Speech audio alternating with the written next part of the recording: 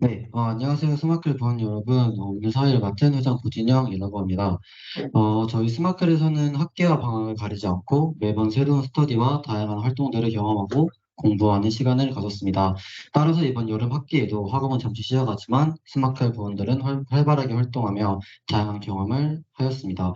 근본 학의 주요 프로그램은 스마클 메이커스데이입니다. 메이커스데이는 스마클만의 프로그램으로 쓸모없는 도전은 없으니까 라는 슬로건을 바탕으로 1, 2학년 부원들이 주축이 되어 인베디드, 아두이노, 인공지능, 웹, 앱 등을 바탕으로 자유주제 프로젝트를 약 8주 동안 진행하는 프로그램이었습니다.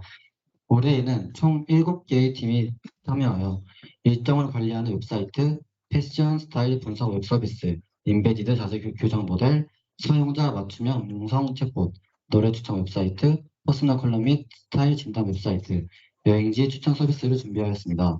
발표 시간은 사전에 공지해드린 듯 10분 내외로 해주시면 되고 약간의 질의응답 및 피드백 시간까지 준비되어 있습니다. 발표자 분들께서는 발표 및 시연 후 질의응답까지 하는 시간을 가져주시면 됩니다. 네, 그럼 바로 첫 번째 팀의 발표를 들어보겠습니다. 첫 번째 팀은 AOU 캘린더 팀의 챗 GPT 채팅창을 활용하여 일정을 관리하는 웹사이트를 제작하였다고 합니다. 힘찬 박수를 맞이해주면 감사하겠습니다. 네, 안녕하세요. 챗 GPT를 활용하여 일정을 관리하는 웹사이트를 제작한 에이지올 팀입니다. 먼저 시작하기 앞서 팀원 소개를 먼저 드릴 건데 저희는 이제 팀원을 프론트엔드와 백엔드로 나누어서 진행을 했습니다. 먼저 프론트엔드로는 저 김상환, 양지은 이렇게 있었고 백엔드 부분은 김준수, 현승원 학생이 맡았습니다. 발표 순서로는 먼저 첫 번째 기술 스택, 두 번째 제품 설명, 세 번째 제작 의도, 네 번째 결과물, 첫 번째 작품 기능, 그리고 여섯 번째 개발 과정으로 이루어져 있습니다. 먼저 저희가 사용한 기술 스택의 기술 스택은 다음과 같습니다. 다음으로는 작품 설명을 드리도록 하겠습니다. 이 사진은 저희가 제작한 초안인데요. 잠시만요. 네, 저희가 제작한 초안으로 로고, 달력, 책꽂이 위치 등을 담고 있습니다.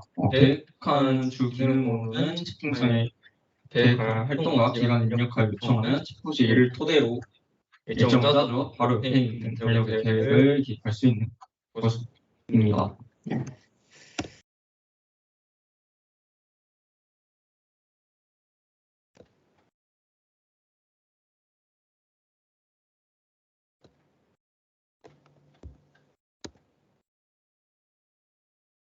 제작 의도에 대해서 말씀드리겠습니다. 저희는 특정 항목에 대해서 일정 짜는 것에 대해 막막해하는 사람들에게 도움이 될 수 있도록 하였습니다. 이 캘린더가 필요한 대상은 계획 짜는 것이 귀찮은 사람, 항목에 대한 정보가 없어 추가적으로 정보를 얻어야 하는 사람, 다이어리 정리보다 웹 활용이 익숙한 사람 등이 있습니다.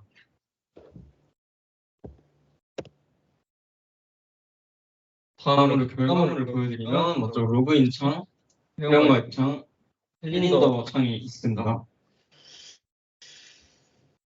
사진을 보시면 초안의 구성과 같이 좌측 상단에 로고가 있고 그 다음에 좌측에 캘린더, 우측에 책꽂이 위치에 있습니다.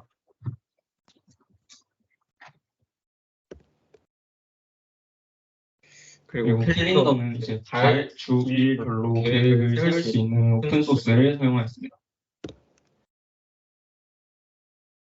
웹사이트의 기능으로는 먼저 캘린더에 일정 추가 및 삭제 기능이 있습니다. 계획을 시작하기 원하는 날짜부터 끝나는 날짜까지 마우스를 쭉 드래그를 하면은 이렇게 일정을 입력하는 창이 나옵니다. 뒤에 보시면 이제 3일부터 12일까지로 드래그가 되어 있는데 거기서 이제 계획하고 싶은 항목을 입력하게 되면은 이렇게 코딩 공부하기라고 입력했을 때 일정이 표시가 되게 됩니다.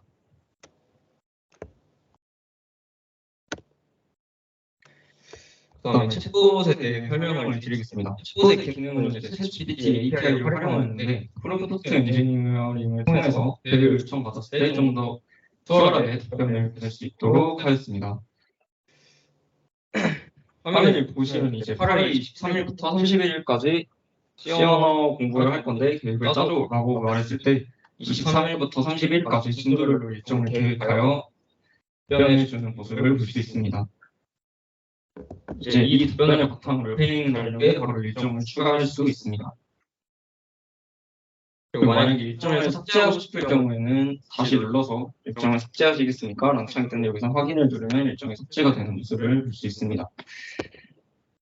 다음으로 개발 과정에 대해서 말씀을 드리겠습니다. 먼저 저희는 달력을 한번 수정하였는데 원래 오픈소스가 아닌 그냥 코드로만 이루어진 달력을 사용을 했었습니다. 근데 이제 진행하는 과정에서 일정을 추가하고 삭제하는 데 많은 불편함이 있었습니다. 일단은 사용자가 직접 일정을 추가할 수도 없었고 직접 마찬가지로 일정을 삭제할 수도 없는 불편함이 있어서 어떻게 해야 할까 생각을 하다가 해결 방안으로 풀캘린더 라이브러리 오픈소스를 사용해서 사용자가 직접 일정 추가 및 삭제하는 것도 용이하게 하고 이제 아까 말씀드렸듯이 달, 주, 일별로 일정을 관리할 수 있도록 하였습니다.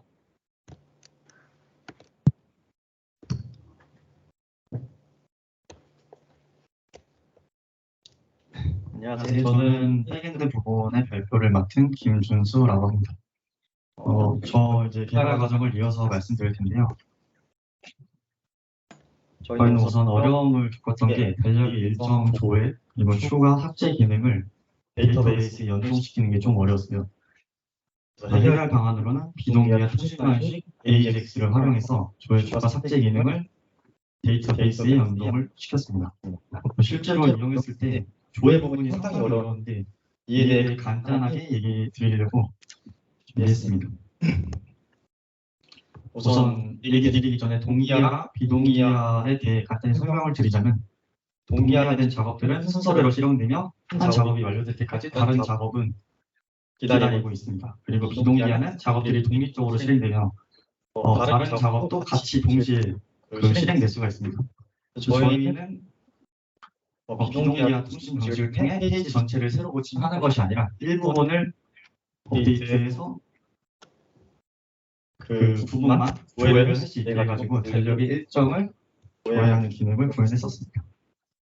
다음으로는 리콰이어 임포트에 대해서 얘기 드리겠습니다. 우선 저희가 어려움 겪었던 게 그 챗GPT API 키를 유출 민원이 있어가지고 그 프로세스가 그 EMV를 적용해야 되는데 이게 HTML 상이랑 연결돼 있어가지고 리콰이어를 못 쓰게 돼 있더라고요. 그래서 저희가 해결하려고 했던 게 지금 기존에 있던 리콰이어 방식을 임포트 방식으로 바꾸려는 것을 이제 추후에 진행하려고 합니다. 이에 대해서 간단히 해드리자면은 리콰이어는 커먼.js를 사용한 노드.js이기 때문에 다른 방식으로 진행해야 되고 그리고 지금 그 임포트는 ES6에서 사용하기 때문에 HTML 상에서도 이용할 수 있습니다. 저희는 나중에 임포트 방식으로 지금 현재 지금 사용하고 있는 리콰이어 방식을 바꾸려고 합니다. 지금 발표 마지막 부분인데 다음 QR코드를 인식해서 돌아가면 저희가 개발해놓은 작업물들을 기터를 통해서 확인할 수 있습니다. 그리고 이제 결과물을 잠깐만 보여드릴게요. 조금 차근차근히 설명드리겠습니다. 우선 저희는 로그를 다 지금 여기 안 뜨긴 한데 하나 떠 있는데 이런 식으로 저희가 개발을 할 때마다 어떤 게 문제가 생겼는지 확인할 수 있도록 로그를 하는 거를 만들어 놨어요. 그래서 실제로 보면은 여기서 보면은 로그 인포 이런 식으로 HTML 삭제 코드랑 해당 어떤 기능을 하고 있는지에 대해서 다 작성을 해서 실제로 구현을 하면은 액세스 로그에 뜨게 됩니다.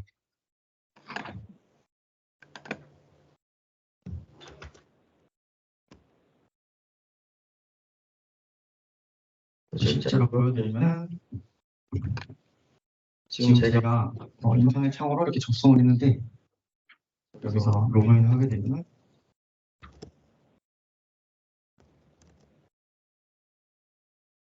이런 식으로 아예 로그가 나오게 됩니다. 자세히 보시면은 옆에 초도 나와 있어가지고 실제 개발이 얼마나 좀 더 잘 되는지 그런 추이도 확인할 수가 있습니다. 지금 제가 보여드린 거는 로컬 환경에서 보여드린 거고요. 제가 이제 실제로 서버 배포를 해서 발견한 것은 여기입니다. 아까 설명드렸던 챗GPT API 키를 유출될 위험이 있다고 했는데 지금 여기 보시면은 여러분들도 쉽게 접근할 수 있는 관리자 도구를 눌렀을 때 실제로 여기 보시면은 API 키가 유출되어 있습니다. 이거를 원래 다른 걸로 가리거나 그냥 안 보이게 해야 되는데 아직 그 부분을 그 리콰이어 부분을 사용하지 못해서 여기 유출되어 있는 상태입니다. 그래서 실질적으로 이 사이트는 배포는 돼 있지만 다른 사용자들이 사용하기엔 아직 어렵습니다. 조회 부분을 잠깐만 보여드리면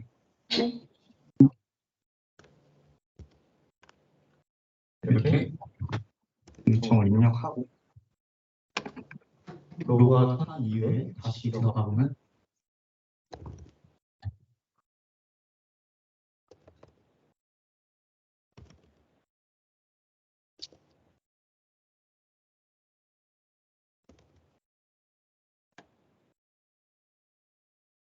이렇게 조회가 된 거를 확인할 수가 있습니다. 그리고 저번 발표 때 저희가 챗GPT가 제대로 작동을 못했는데 그 부분도 수정을 해서 이제 작성을 하면은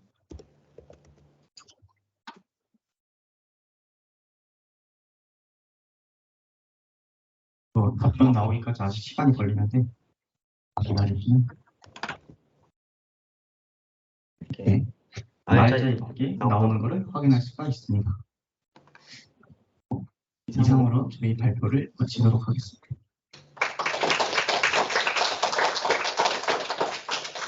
혹시 질문 있으시면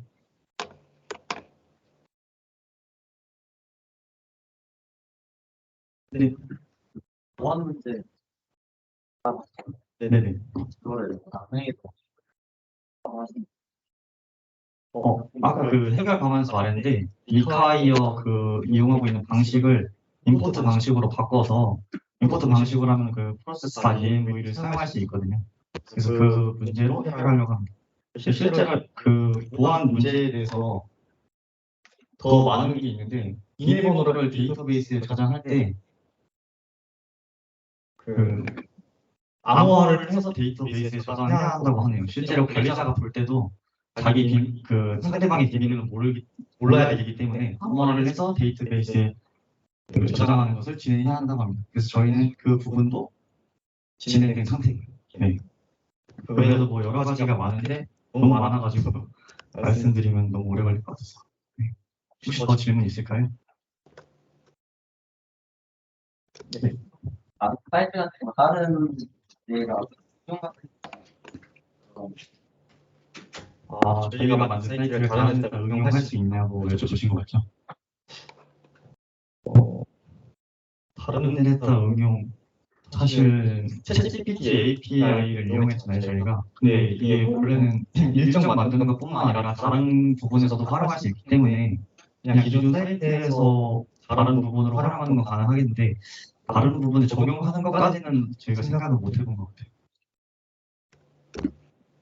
혹시 더 질문 있을까요? 없으면 발표 마치겠습니다. 감사합니다.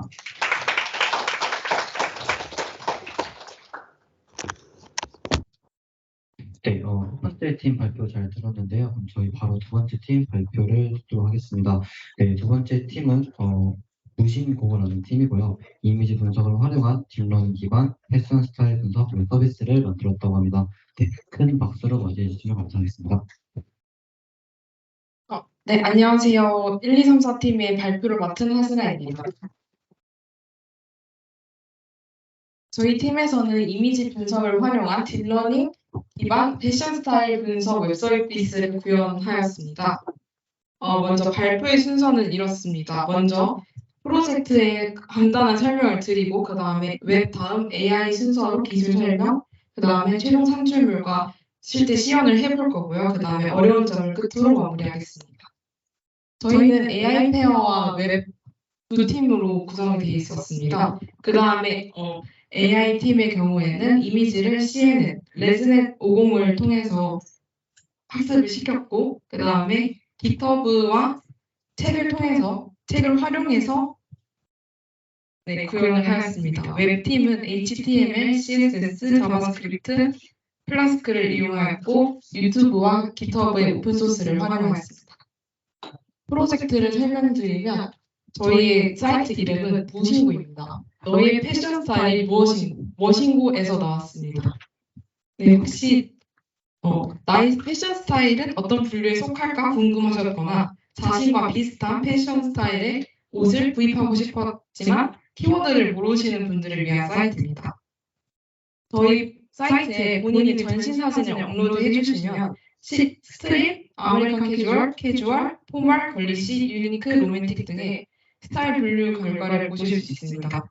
분류 결과뿐만 아니라 스타일에 대한 설명과 스타일을 더 돋보이게 할 수 있는 팁까지 결과창에 나타납니다. 웹부분부터 기술 설명 드리겠습니다. 하이퍼링크를 구현하기 위해서 HTML의 A 태그를 사용해 GitHub와 블로그 아이콘을 클릭할 시 해당되는 링크로 이동할 수 있도록 구현했습니다. 다음으로 HTML의 H 태그를 통해 글자의 크기를 조정하고 div 태그를 사용해 업로드할 장소를 저 파랗게 박스 형태로 구분하여 전신이 보이는 사진을 업로드할 수 있도록 하였습니다. 그 다음에 버튼입니다.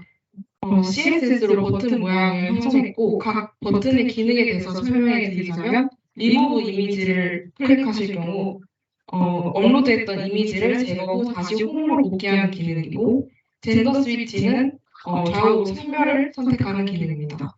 다음 프리딕트는 결과 예측 후 분석창으로 이동하는 기능, 그다음에 쇼핑몰로 이동하기는 무신사 코디맵으로 이동하는 기능, 그 다음에 마지막으로 Find out your fashion style again은 다시 실행창으로 이동하는 기능입니다.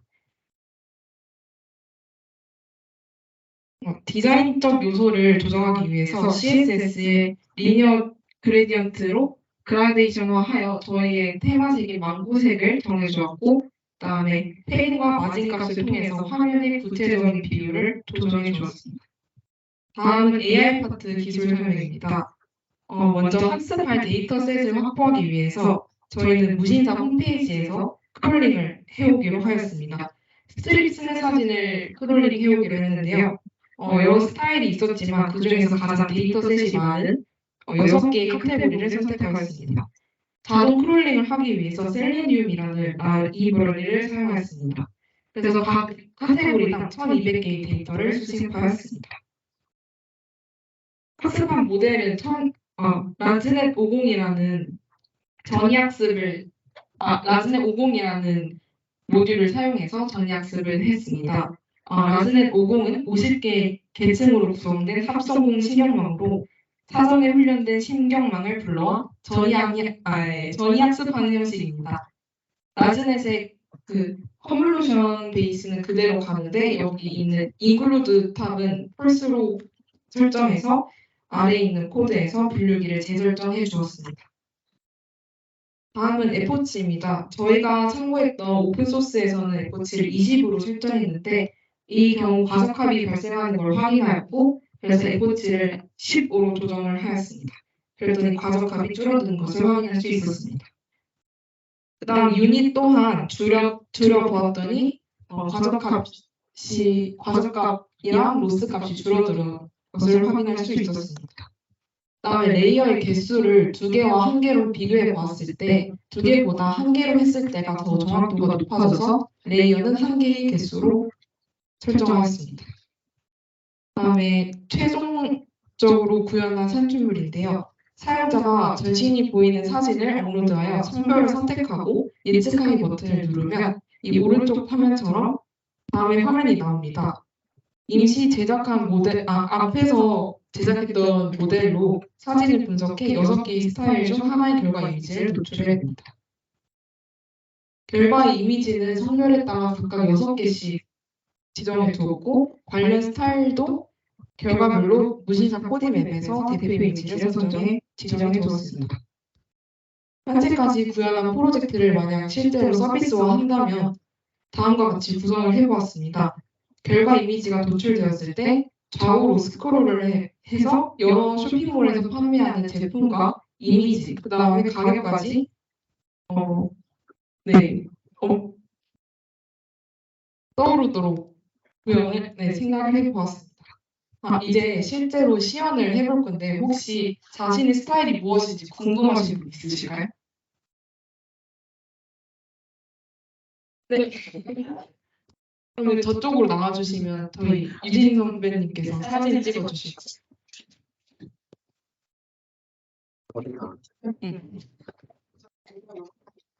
여기 필요할까요? 좋죠. 난 불을 켜고 네. 이게 저희가 구현한 웹사이트입니다. 여기 지금 찍은 사진을 올려주세요. 죄송해요. 안할 것 같은데. 뛰어가지고.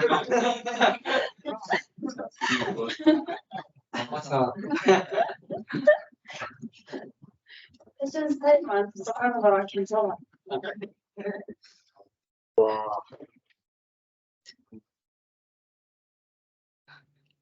어디 갔지? 아니. 남자로 선택을 하고 그 다음에 프리딕트를 눌러보겠습니다.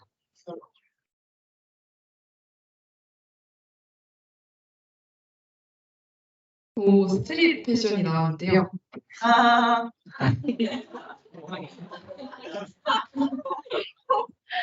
관련된 제품을 보고 싶으시다면 이걸 누르면 무신사 웹사이트로 해서 스트릿에 관련된 제품들을 보실 수 있습니다.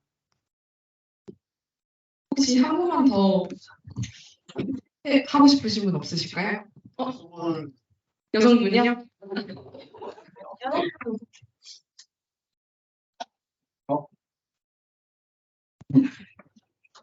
저요. 아니면 저희 유진 언니를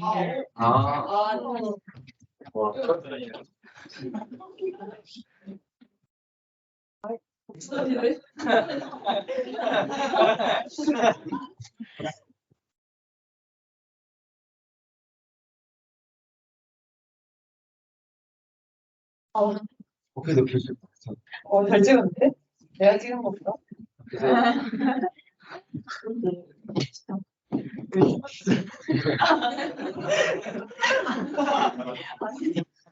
맞아? 개인 캐릭터처럼 나왔네.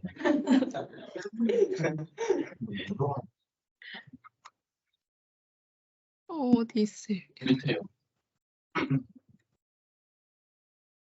네, 여자로 설정하고 예측하기를 눌러보겠습니다.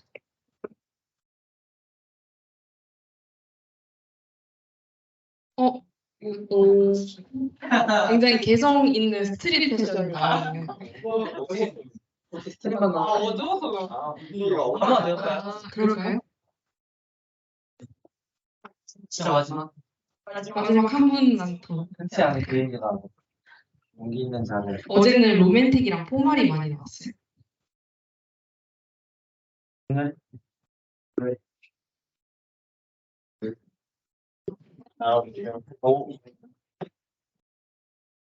트림 나오네.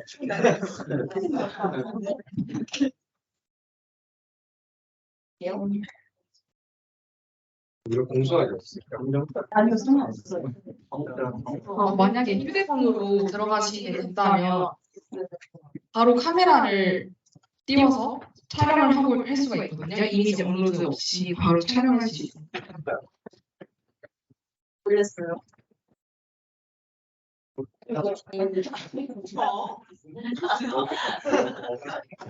저희 집이야 집.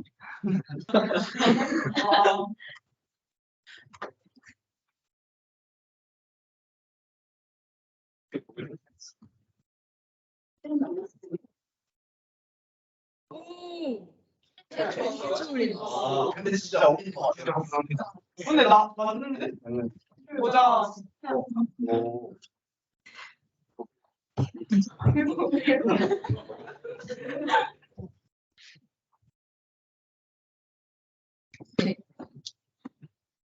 궁금하신 분은 지금 QR 찍어주시고 휴대폰으로 하실 경우에는 가로로 하는 게 훨씬 웹페이지가 예쁘게 잘 나옵니다.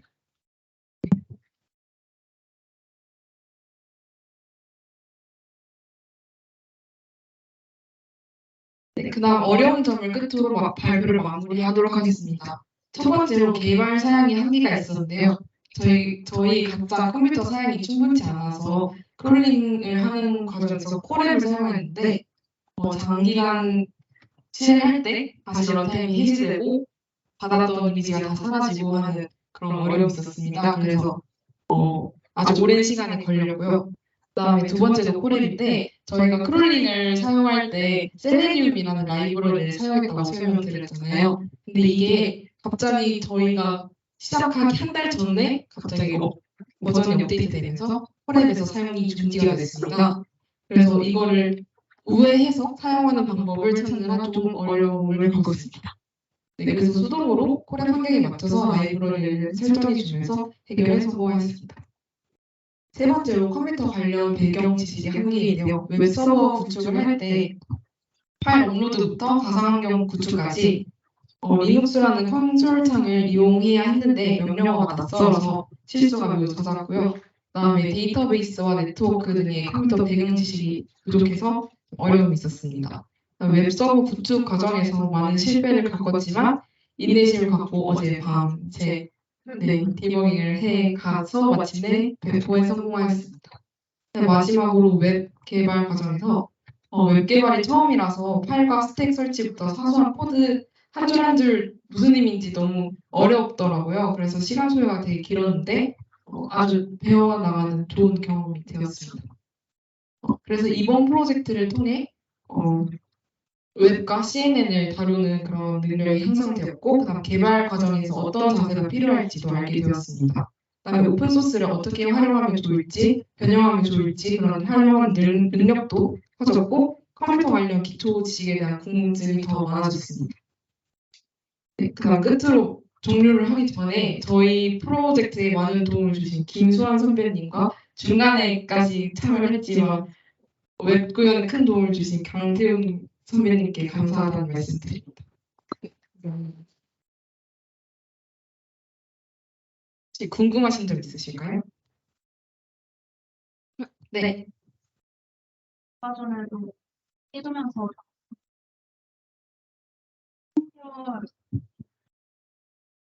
반대로 저희가 걸리 씨라는 여자의 분류에는 걸리 씨가 있고 남자는 됐다. 로맨틱과 유니크가 있어요. 그래서 유니크랑 걸리 씨가 느낌이 되게 이미지 결과 분석이 비슷한데 근데 만약에 여자로 선택할 경우 유니크는 걸리 씨로 나옵니다. 그래서 남성분의 경우 걸리 씨로 분석 결과가 나올 수 있어서 네. 또 질문 있으실까요? 신사진 말고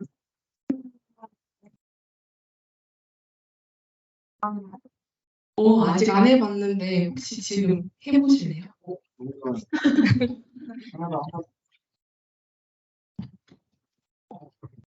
네, 나 집에서 해보도록 하겠습니다. 네, 또 궁금하신 점 있으실까요? 네, 다양한 같은데 찾아가셨는데 예뻐요. 이게 이쪽에 총 200개씩 6분류 총 7,200개를 상당히 어려워서 저희가 이미지 분류를 모델링을 하는데 GPU를 사용하는데 저희 컴퓨터에서는 GPU를 활용할 수 없었습니다. 그래서 리눅스나 주피터 노트북을 사용했으면 그런 다른 것을 사용했으면 모르겠지만 저희가 가진 게 없어가지고 프랩을 사용했습니다. 네, 저희 두 번째 팀까지 잘 들었고, 그다음에 저희 바로 세 번째 팀, 네, 발표 시작하도록 하겠습니다. 저희 세 번째 팀은 척추수술 2,300만 원이라는 네, 이름을 가지고 있고요. 네, 바로 발표 시작하도록 하겠습니다. 네, 박수 부탁드립니다.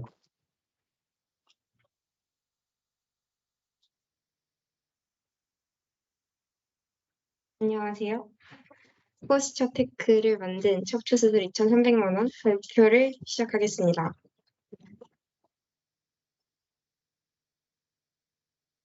먼저 목차 소개부터 드리자면 저희는 우선 기획 의도에 대해서 말씀드리고 그다음에 구현한 내용, 시연, 그다음에 보완할 점, 그리고 마지막으로 Q&A를 진행하도록 하겠습니다. 우선 기획 의도부터 말씀드리자면 저희 과 특성상 노트북 앞에서 오래 앉아서 있을 수밖에 없기 때문에 이제 거북목 그리고 어깨 비대칭 등 이런 자세 불균형에 대한 문제가 발생해서 자세 교정의 필요성을 느꼈고요. 또 이렇게 이 질병관리청 자료를 볼 수 있듯이 현대인의 그 25세부터 42세 중 70%가 이런 거북목 증상을 갖고 있다는 것으로 보아 현대인 다수가 지니고 있는 병임을 알 수 있습니다. 그리고 이러한 현대사회 문제 때문에, 이렇게 거북목 증후군 예방을 위한 스탠드나 아니면 헬스케어 시스템, 그리고 압력 센서를 이용한 자세 판별에 대한 연구, 이렇게 다양한 연구들, 그리고 제품들이 만들어지고 있는데요.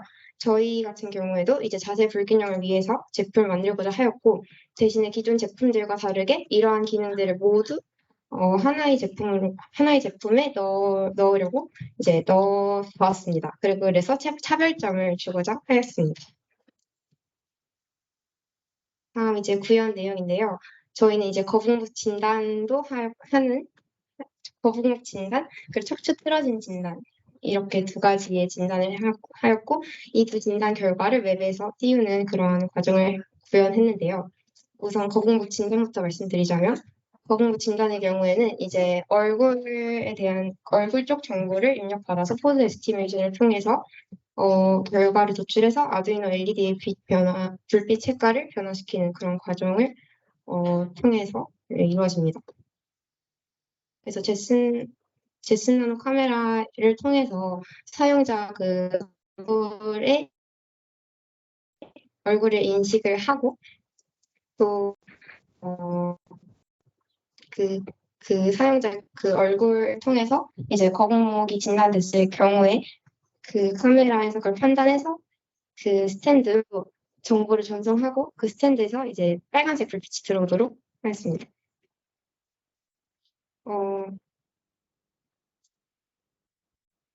거북목 진단은 이제 미디어 파이프라는 프레임워크를 이용해서 관절 데이터를 실시간 추적하는데요. 거북목 진단을 위함이기에 이제 관절 데이터 수집 시 비지블리티가 적은 얼굴 아랫부분을 제거하는 전처리 과정을 진행합니다. 그리고 실험을 통해 거북목이 진행되면 눈썹 사이의 각도가 커지고 또 코와 어깨 사이의 거리가 가까워진다는 점을 이용해서 추가하였습니다.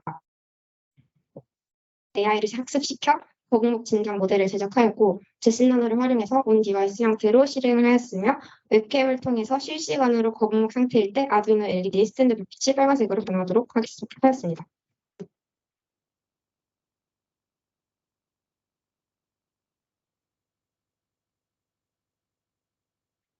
이 영상은 미디어 파이프를 이용하여 관절 데이터를 실시간으로 추적하는 영상입니다.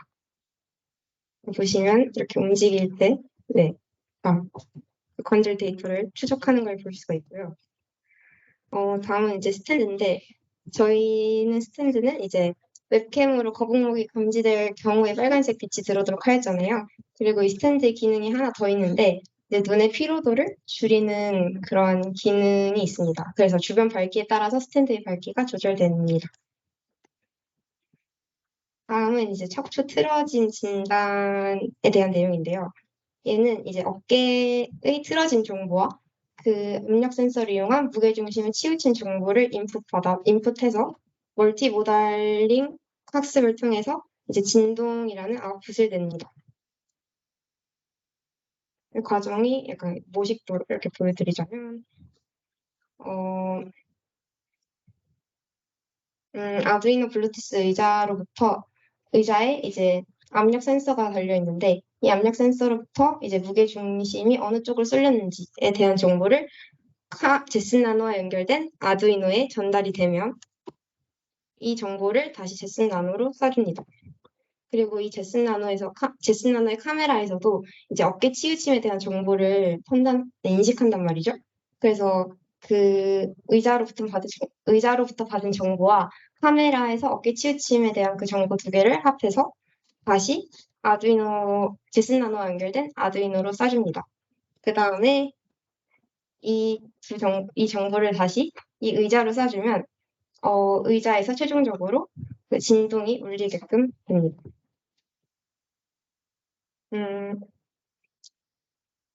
그래서 저희는 CB를 이용해서 어깨 비대칭 정보를 이제 얻었잖아요.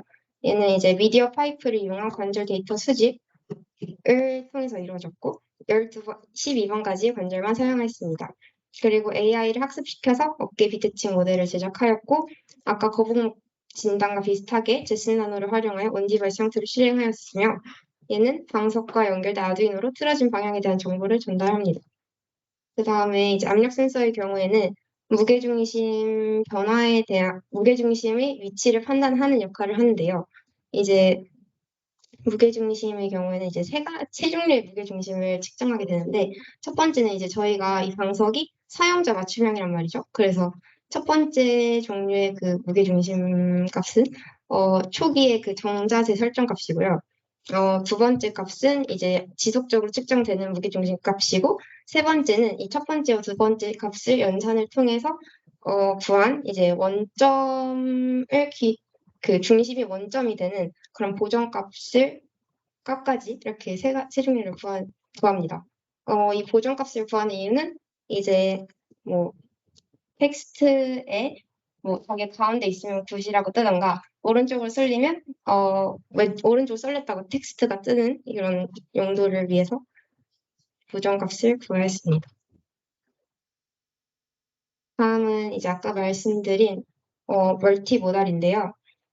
멀티모달은 웹캠을 이용하여 얻은 어깨의 치우침 방향에 대한 정보 그리고 감압 방석의 압력 센서를 통해 구한 무게중심 정보를 합쳤기 때문에 멀티모달링 학습이라고 했는데 그 전에 멀티모달링 학습이 뭔지 말씀 안 드렸는데 이제 멀티모달이란 뭐냐면 이렇게 인간의 경우에는 뭐 5가지 감각이 있잖아요. 그래서 5가지 감각을 통해서 저희가 이제 학습을 하는데 이러한 인간의 학습 방식처럼 이제 다양한 그 데이터, 다양한 종류의 데이터, 다양한 종류의 어떤 모달리티를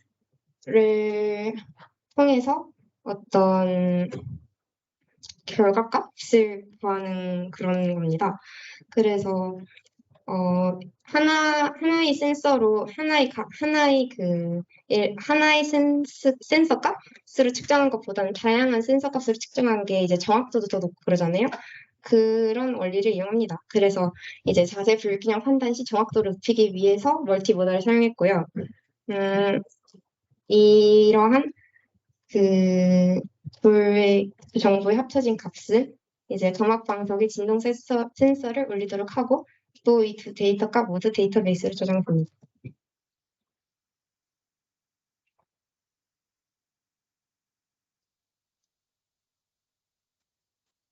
잠시만 이 소리를 들어야 되는데 초기화를 진행합니다. 소리가 안 들리네요.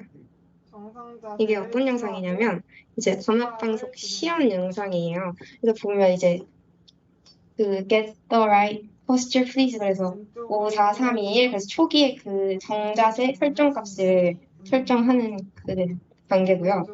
이제 여기서부터 middle, left 이렇게 나와 있잖아요. 그게 이제 그 보정값을 기준으로 해서 이제 왼쪽으로 치우쳤다는 것을 의미하고 굿은 이제 가운데에 잘 있다는 것, middle, right는 이제 가운데 오른쪽 쪽으로 치우쳤다는 거, 뭐 그렇게 알려줍니다.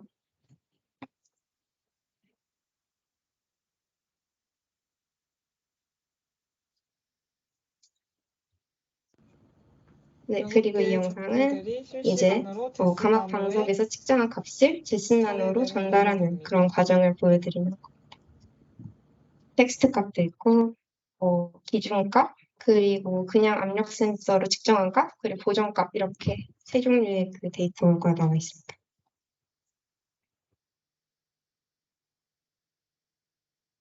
이 영상은 어떤 영상이냐면 의자에서 제스나노로 통신이 돼서 센서 값이 보내지는 그런 과정을 보는 영상입니다.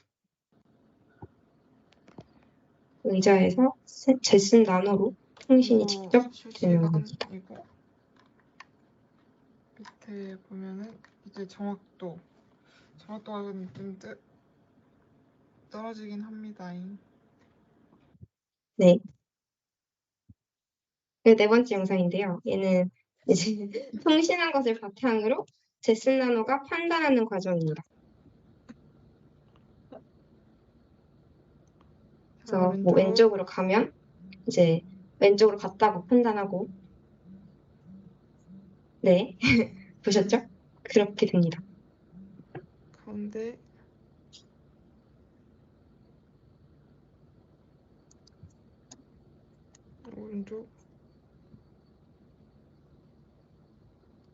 오른쪽으로 가면 오른쪽으로 갔다고 뜨죠?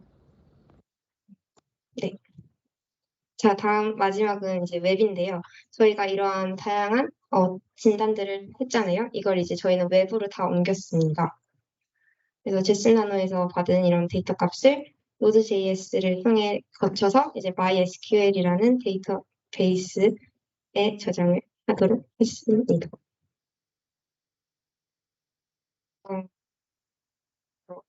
웹의 경우는 어떤 걸 했냐면 이제 첫 번째는 이제 프론트 개발을 했는데 피그마를 기반으로 한 프론트엔드를 제작을 했습니다. 또 이거 비롯해서 저희는 회원가입과 로그인을 위해서 Node.js로 백엔드 서버를 구축하였고요. 두 번째는 이제 데이터베이스 저장을 위해 MySQL에서 데이터베이스도 생성을 했습니다. 세 번째는 AWS에서 제공하는 Elastic Beanstalk을 사용하여 웹 배포를 하고 배포한 웹과 RDS를 연결하였습니다.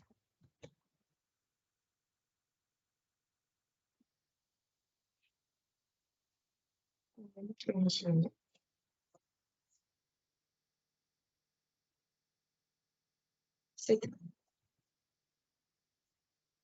그 사이트 아까 많이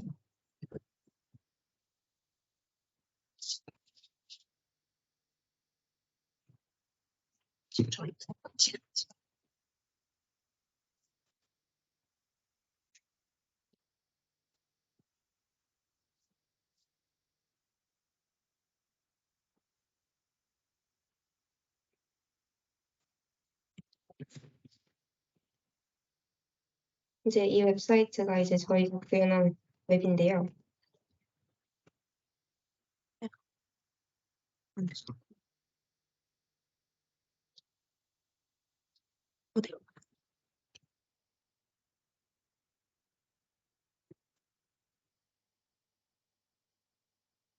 포스처 택이라고 써 있고요.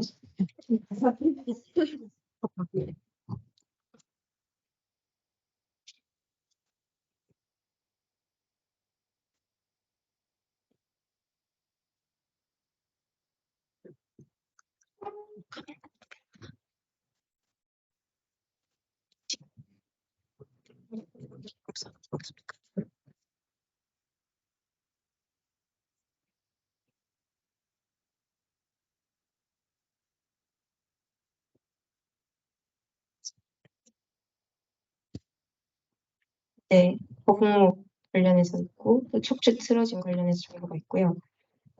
저희는 이제 방석이랑 스탠드, 제스나무 이렇게 사용하고 있고 또 통계, 각 날짜에 대한 개인 통계를 제공하고 있습니다. 카메라를 들어가면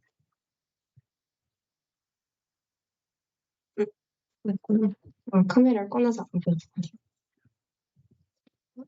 그리고 또 이제 저희가 자세 교정을 판단하기도 하지만 이제 추천 영상도 보여주고 있습니다.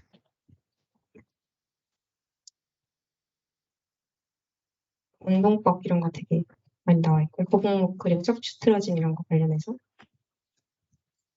카메라를 들어가면 이렇게 나오는 또 이건 회원가입과 로그인 창인데요. 스마클 2017로 들어가면 이제 이 사람에 대한 개인 통계를 볼 수가 있습니다. 이런 식으로 이렇게 그래프가 나타나 있고요. 날짜별로 이제 거북목 척추 틀어짐 횟수가 나와 있습니다. 이번에는 스마클 2라는 사람 걸로 들어가 볼 건데요.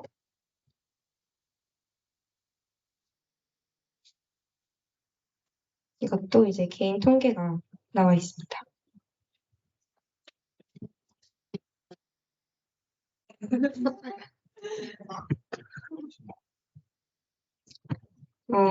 마지막으로 이제 저희 보완할 점에 대해서 말씀드리자면, 이제 통신 같은 경우에는 저희가 제슨 나노에서 내장된 블루투스를 사용해서 통신을 했지만 이제 부품 문제로 실패를 하였고요. 또 이제 아두이노 코드 복잡도 및 무거워진 딥러닝으로 인해서 시간 부족으로 해결을 못하였습니다.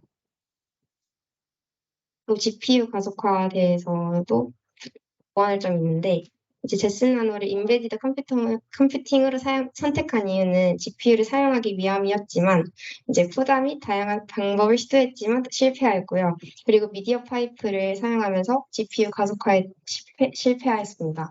그래서 앞으로 이제 더 많은 GPU 가속화 방법을 통해서 실시간 인식 속도를 높이는 방법을 찾아보면 좋을 것 같습니다. 저희 시연할까요? 실행하면은 이제 여기 이 웹캠을 통해서 확인을 하는 건데 현재 상태는 이제 좋은 상태로 표시가 되고 있죠. 네. 네. 이게 이제 제가 거북목 상태로 이제 컴퓨터를 하게 되면은 이런 식으로 LED에 통신이 되어서 그 표시가 되는 것을 확인을 할 수가 있습니다. 실제로 여기 카메라에서도 거북목 횟수를 카운팅해서 아까 보여드렸던 바와 같이 거기 그 개인 아이디에 이제 통계량이 측정되는 것을 확인할 수가 있습니다. 두 번째는 척추 틀어짐을 확인하는 것인데, 이거는 이제 카메라랑 여기 아두이노로 만든 방석을 활용해서 진행을 합니다. 이거 앉아야 되는 거 아니야? 앉아야 빨리 앉아. 이렇게.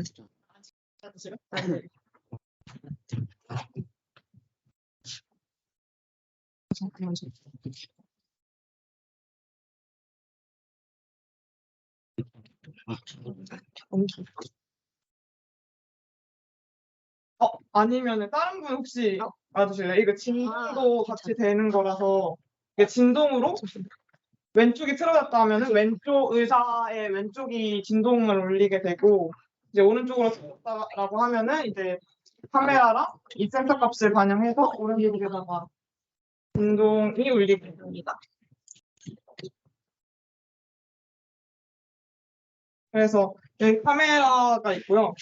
여기 결과값이 나타나 있는데 이거 풀값 되는 여기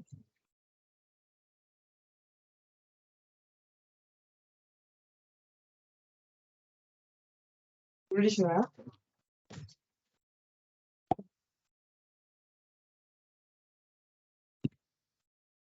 풀값을 설정을 해야 돼서 그 처음에 이제 저희가 처음엔 정상 자세를 이제 여기에다 인지시켜주기 위해서 정상 자세를 취하고 이제 초기값을 설정을 해줍니다. 여기 버튼이 있어요. 초기값을 설정을 해주고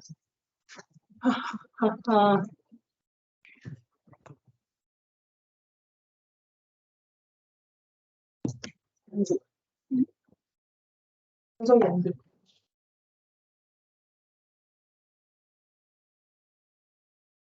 아예 안 올라가니까.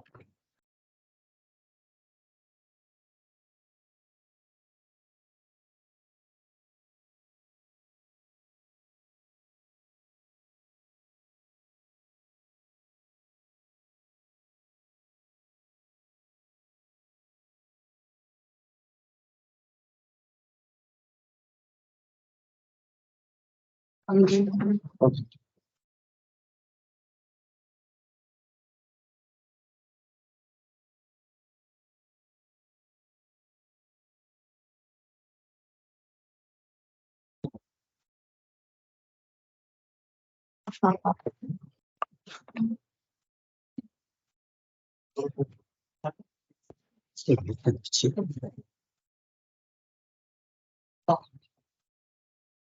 네, 다시 처음에 이제 정상 자세를 취해 주시고 초기값 설정을 먼저 진행을 합니다. 그러면은 이제 초기값이 설정이 됐고요. 만약에 지금 왼쪽으로 약간 기울어지게 된다면 지금 왼쪽으로 진동이 느껴지시나요? 네, 이런 식으로 카메라의 센서 값과 여기 방석에 있는 압력 센서 값을 통해서 실시간으로 이제 판단을 해서 진동이 어느 쪽으로 틀어졌는지 진동으로 알리는 방식으로 이제 네, 구현을 했습니다. 네, 감사합니다.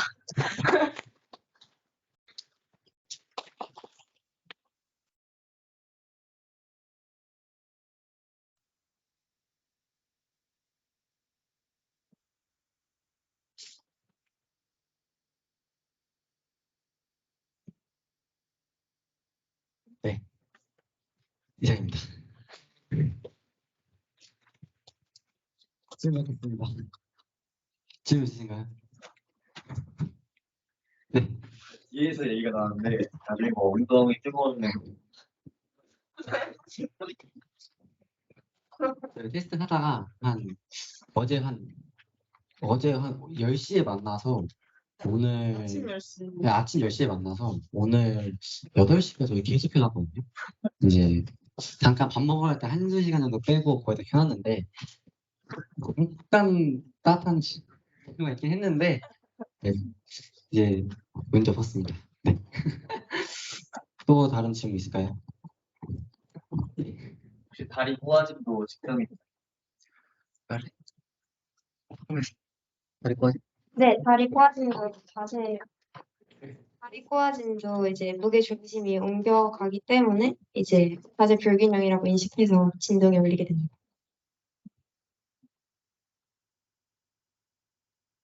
더 있으실까요?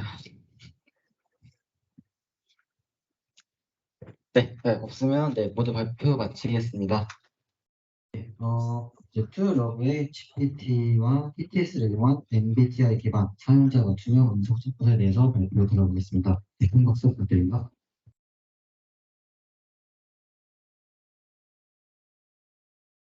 네, 소개해 주셔서 정말 감사드립니다.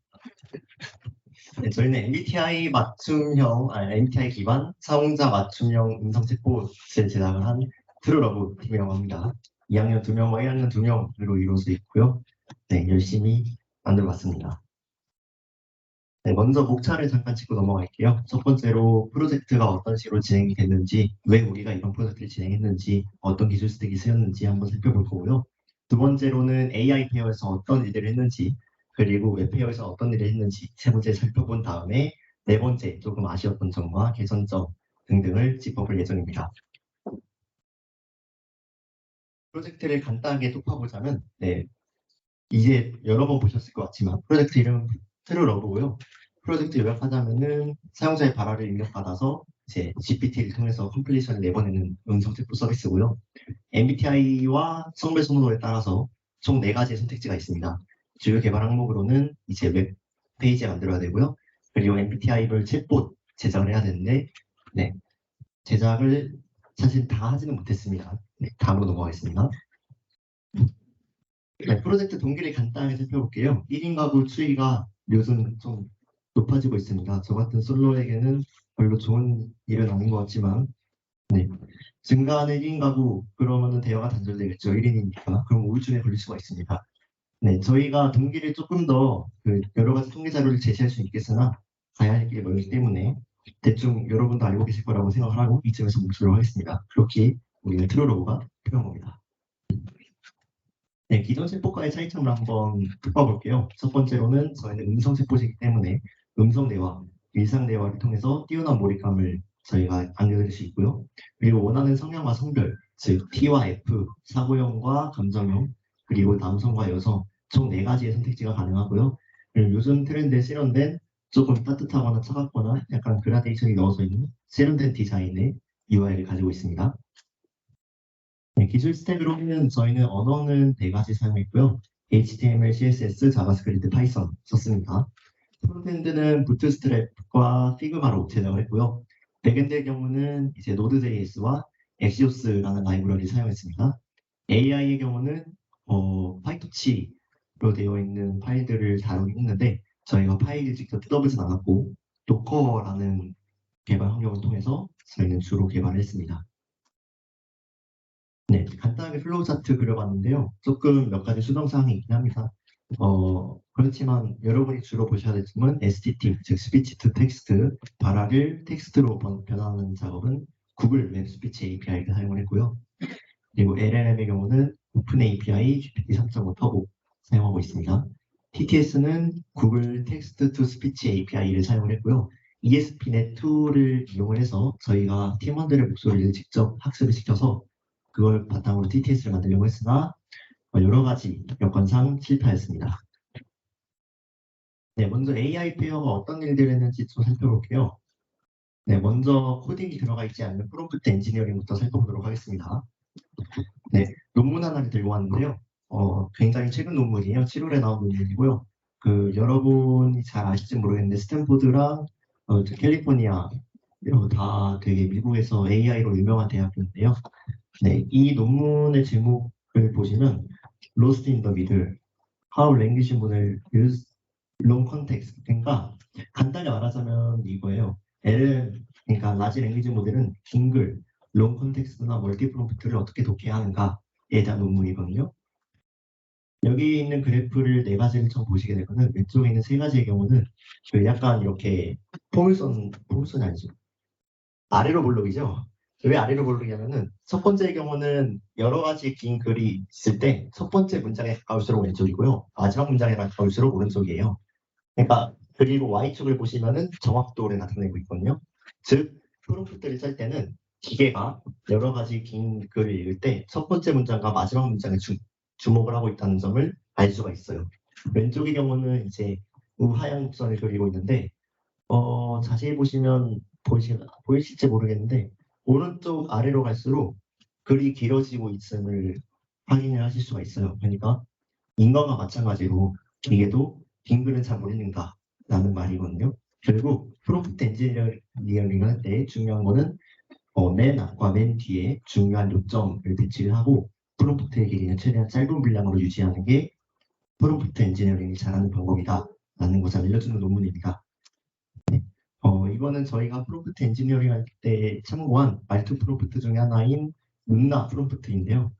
이름 뭐하지라는 트위터리안이 이제 룬나의 말투를 재현하는 GPT 4.0 버전을 위한 프롬프트를 만들었다고 해요. 그래서 이 프롬프트를 기반으로 저희는 T와 F 성향의 프롬프트를 고안을 해봤습니다. 네, 조금 긴데 간단하게 덮어보도록 하겠습니다. 네, 첫 번째의 경우는 우리가 너는 인공지능인 거를 우리가 안다. 그리고 너의 답변이 뭐 이러이러해서 생성되면서 알고 있다. 그렇지만 만약에 너가 불확실한 정보가 있다면 우리한테 그건 불확실하다고 말해줘. 이런 식으로 저희가 불확실한 정보를 사전에 배제하는 프롬프트이고요. 다음의 경우는 저희가 추가적으로 원하는 것. 인공지능이 나에게 어떤 식으로 돼 있으면 좋겠는지를 말하고 있습니다. 왼쪽 T의 경우는 이제 너의 정체를 묻는 질문은 친구라고 답변하고 거취를 묻는 질문은 집이라고 답변해 하고 있는데 자꾸만 인공지능인 거를 드러내더라고요. 나는 인공지능인데 집이 어디 있어? 약간 이런 식으로 말을 해서 이렇게 두었습니다. 마지막의 경우는 우리가 기대하던 말투죠.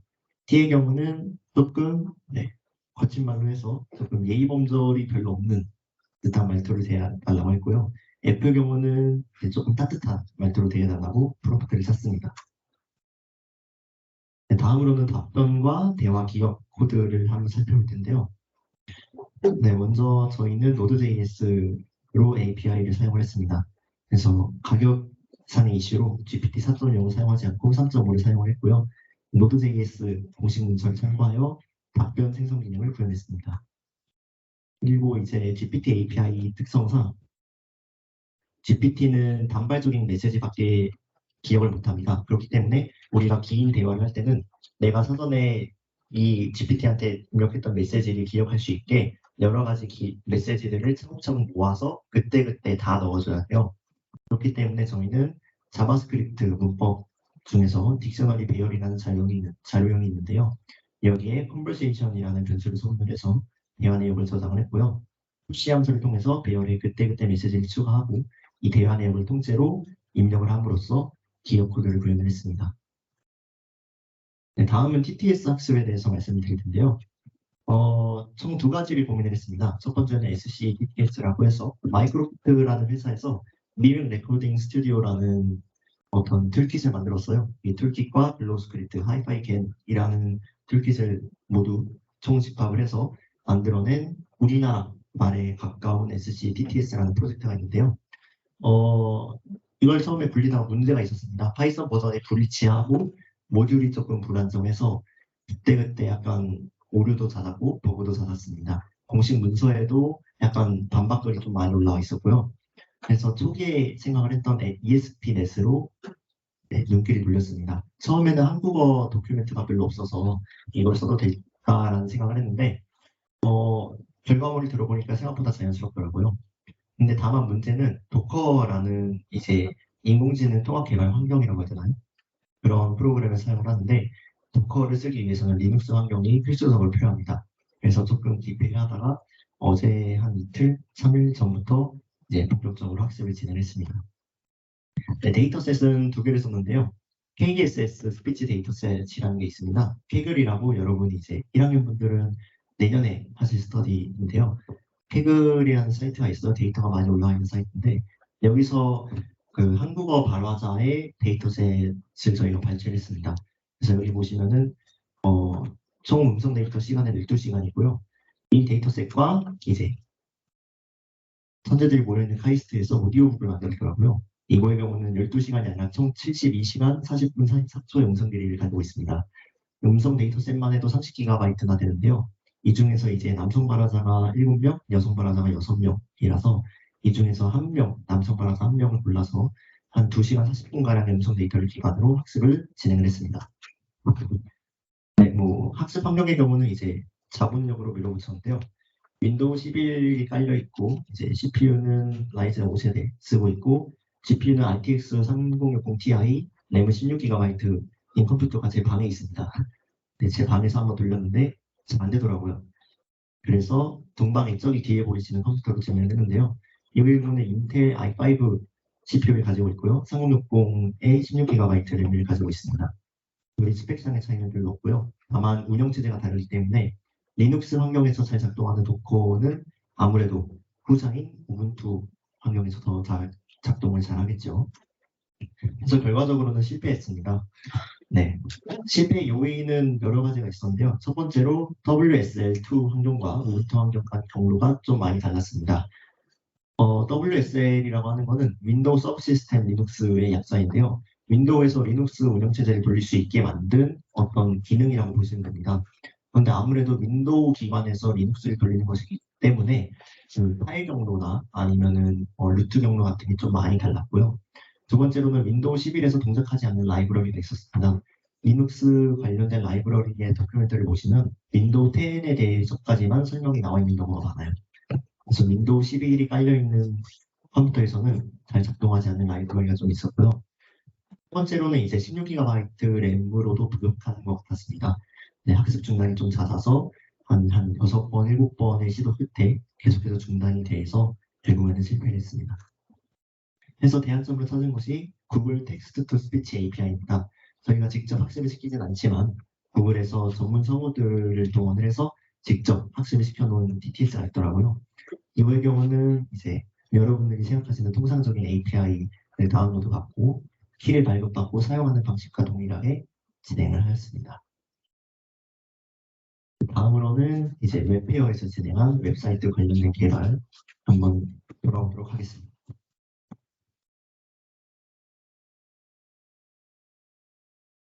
웹페어 발표를 시작하도록 하겠습니다.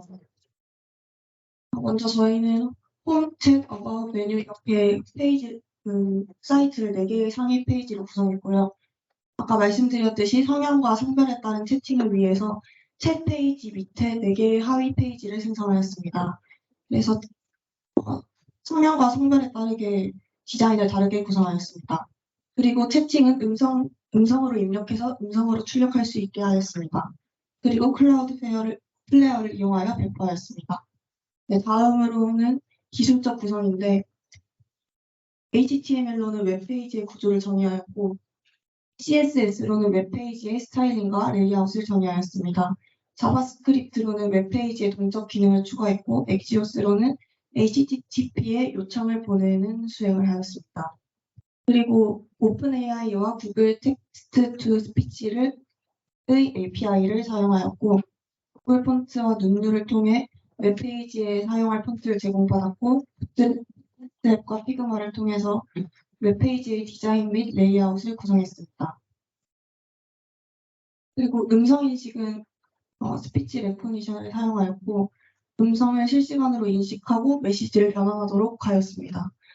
그리고 오픈AI의 GPT 3.5를 통하여서 그 입력받은 메시지를 3.5에 전달하고 응답을 생성하였고, 이때 AI 팀에서 만든 프롬프트를 적용시켜서 성향에 맞게 다르게 출력될 수 있도록 하였습니다. 그리고 음성은 구글 텍스트 투 스피치 API를 사용하여서 음성 파일을 생성하고 그것을 재생할 수 있도록 하였습니다. 다음은 사용자 인터페이스와 기능입니다. 키보드 엔터키를 눌러서 전송을 할 수 있게 하였고, 그리고 샌드 버튼을 눌렀을 때 아이디를 받아서 메시지를 전송할 수 있도록 하였습니다. 그리고 음성 인식 버튼을 클릭했을 때 음성을 인식하고 메시지를 변환 후 전송할 수 있게 하였고, 템플릿을 GPT가 생성한 응답과 사용자가 입력한 메시지를 템플릿을 다르게 해서 디자인을 다르게 해주었고, 대화가 많아지면 채팅을 자동으로 아래로 스크롤할 수 있도록 하였습니다.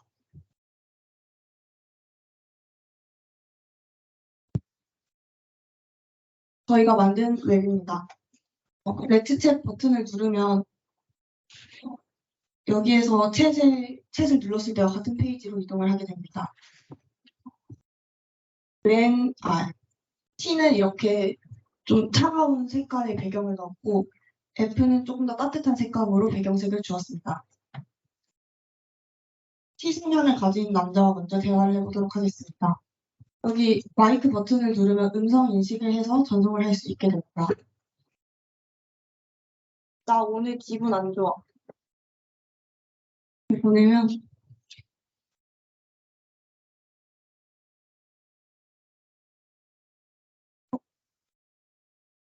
근데 이게 남자 음성이 TTS로 출력이 되는데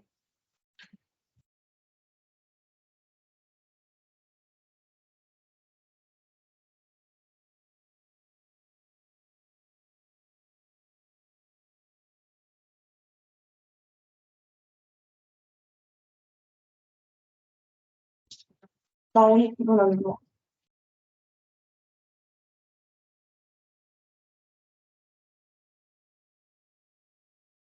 어쨌든 출력이 되고요. 그래서 F에 가서 또 대화를 하면 나 오늘 기분 안 좋아. 아까 T에 비해서 조금 더 친절하게 대답해 주는 걸 볼 수가 있습니다. 그래서 남자는 당연히 남자 목소리로 출력이 되고 여자는 여자 목소리로 출력이 되겠죠. 마지막 어바웃 페이지에 들어가면 저희 이름과 GitHub 링크로 들어갈 수 있게 제작을 하였습니다. 이상으로 발표를 마치겠습니다. 네, 저희 김부의 유효팀 발표 시작하겠습니다. 저희 팀은 감정 분석 AI를 이용해서 일기 맞춤 노래 추천 웹사이트를 제작했습니다. 여기 심재성, 김민석, 박광석 3명이서 AI 모델링을 담당해 주었고, 윤수경, 조윤정, 한은결 3명이서 웹사이트 제작을 담당해 주었습니다. 발표 순서는 프로젝트 소개, 그리고 모델 소개, 그 다음에 웹사이트 제작 소개로 순서로 진행하겠습니다. 일단 참여 인원은 총 6명이었고요. 참여 기간은 총 7주로 진행되었습니다. 저희가 이제 웹사이트에 아까 소개시켜드렸다시피 웹사이트에 일기를 작성하게 되면은 AI 모델이 이제 감정을 분류해주고요. 그 감정을 기반으로 노래까지 추천하는 것을 목표로 하였습니다. 먼저 저희가 사용한 자연어 처리 모델에 대해 소개시켜드리겠습니다. 저희는 코볼트 모델을 사용했고요. 코볼트 모델은 SKT 브레인스 배포한 한국어 버전의 자연어 처리 모델입니다. 저희는 이 모델을 이용해서 한국어 대화 문장을 학습시켜서 기쁨, 슬픔, 불안, 당황, 분노 5가지 감정을 다중 분류하는 모델을 학습시켰습니다. 저희는 이제 아까 방금 설명했다시피 이제 코볼트 자연어 처리 모델을 이용해서 5가지 감정을 분류하는 모델을 만들어야 했기 때문에 코볼트 공식 GitHub에서 네이버 영화 리뷰 감정 분석 코드를 베이스라인 코드로 사용하였습니다. 이제 저희가 데이터 수집부터 설명을 드리면은 저희는 AI 허브에서 감성 대화 말뭉치라는 데이터를 사용했습니다. 약 10만 건의 데이터셋이 있었고요. 기쁨, 당황, 분노, 불안, 상처, 슬픔의 6개의 감정이 있었습니다. 이제 데이터 병합을 위해서 감정 대분류와 사람의 문장만 남기고 그 이외의 데이터들은 전부 누락시켰습니다. 상처와 슬픔과 같은 감정이 비슷하다고 생각이 되어서 이제 상처를 슬픔으로 변화해서 데이터셋은 6개의 감정이 있었지만 저희가 임의로 5개의 감정으로 바꿔서 학습을 진행시켰습니다. 이제 저희가 콜앱에서 이 인공지능 모델을 학습시켰는데 모델을 다 설명드리기는 또 너무 지루하기도 하고 그럴 것 같아서 간결하게만 설명하고 어떻게 약간 중간중간 오류들을 극복해 갔는지 설명해 드리도록 하겠습니다. 일단 처음으로 콜의 환경 설정을 해주었습니다. 필요한 패키지들을 다운로드 해주고 이제 GitHub 링크도 기플 해주고 여러 가지 라이브러리들도 임포트 해주었습니다. 근데 이 과정에서부터 만만치가 않았어요. 베이스라인 코드가 2020년, 2021년 이쯤에 만들어진 코드여서 이제 라이브러리들 간의 버전도 많이 다르더라고요. 그래서 버전 충돌도 많고 오류도 되게 많았습니다. 그래서 이거를 어떻게 해결했냐면은 이제 아무래도 SKT 브레인 거기 GitHub가 대기업이다 보니까 버그 이슈 페이지도 잘 돼 있더라고요. 그래서 들어가서 보니까 제 코볼트 모델의 경우 원래 마이크로소프트 애저에서 모델 다운로드 서비스를 지었는데 21년 11월 이후로는 모델 다운로드 서비스를 중단하게 되어서 허깅 페이스를 통한 모델 다운로드로 전환해야만 했습니다. 그래서 원래 계획했던 기존의 베이스라인 코드를 다른 베이스라인 코드를 찾아서 허깅 페이스를 이용한 모델을 다운받는 것을 목표로 하고 다시 콜앱 환경 설정을 해주었습니다. 그리고 이제 모델을 학습시키기 위해서 데이터셋 전처리가 필요했습니다. 그래서 앞서 말씀드린 감성 대화 말뭉치 데이터셋을 제 구글 드라이브에 연동시켰고요. 데이터셋을 이제 판다스 라이브러리를 이용해서 2차원 리스트 매개변수로 저장하는 데이터 프레임의 챗봇 데이터에 받아주었습니다. 여기 보이실지 모르겠지만 여기 0, 1, 2, 3, 4에서 이제 0번이 기쁨, 1번이 분노, 2번이 슬픔 이런 식으로 2차원 리스트를 통해서 데이터 프레임을 만들어 주었고요. 여기 아래쪽에 보시면은 프린트 렌 데이터 리스트 보이실 거예요. 그럼 여기 한 10만 3천 이 정도 되는 숫자 보이거든요. 그래서 약 10만 개의 데이터가 잘 들어간 걸 확인할 수 있었고 또 이제 랜덤으로 이제 데이터를 출력해 봤는데 일은 해도 왜 끝이 없는 걸까? 화가 난다. 1번. 분노라는 감정을 잘 확인할 수 있었고 오늘 갑자기 사장님이 직장을 그만두라고 하셨어. 2번. 슬픔이라는 감정을 잘 확인할 수 있어서 데이터셋이 잘 들어갔구나 확인할 수 있었습니다. 그 다음에 이제 데이터셋 전처리를 했으니까 데이터셋 분리를 해주었습니다. 그냥 사이킬러 라이브러리를 이용해서 제 트레인 데이터와 테스트 데이터를 약 4대1 비율로 나누어 줬어요. 그래서 여기 아래 보시면은 학습용 데이터는 약 7만 개 정도 데이터가 들어갔고 테스트용 데이터는 약 2만 5천 개 정도의 데이터가 들어갈 것을 확인하실 수 있습니다. 그 다음에 이제 데이터 전처리를 해야 하는데 이제 아무래도 컴퓨터는 자연어를 처리할 때 사람이 아니기 때문에 저희가 자연어를 넣는다고 해도 얘가 인식을 잘 못할 수가 있어요. 그래서 이제 토크나 정수 인코딩, 패딩 이 과정이 필요한데 이제 간단하게 설명드리면 토크나는 약간 말뭉치처럼 저희가 말을 문장으로 썼을 때 말을 묶어주는 단위를 말해요. 토큰 단위로. 그리고 이제 정수 인코딩은 많이 나오는 빈도수에 따라서 이제 단어들의 이제 말 그대로 수를 매겨서 이제 많이 나오는 단어 순으로 정렬을 시켜줍니다. 그리고 이제 패딩이란 용어는 이제 자연어를 받아들였을 때 문장 단위로 쓴다고 하더라도 이제 컴퓨터는 우리말을 병렬로 이해하는 게 아니라 이렇게 직렬로 이해해서 문장 단위로 쪼갤 수가 없어요. 그래서 이제 패딩이라는 것을 이용해서 모든 문장의 크기를 동일하게 해줘서 병렬식으로 정리할 수 있게끔 해줍니다. 그래서 사실 이 부분 같은 경우는 베이스라인 코드를 거의 그대로 이용을 처음에 했습니다. 그래서 이제 문제가 생겼는데 이제 여기 아래 보시면은 되게 작긴 하겠지만 벌트 데이터셋이라는 부분이 있어요. 여기서 이제 전처리된 데이터를 로딩할 수가 없는 문제가 생겼습니다.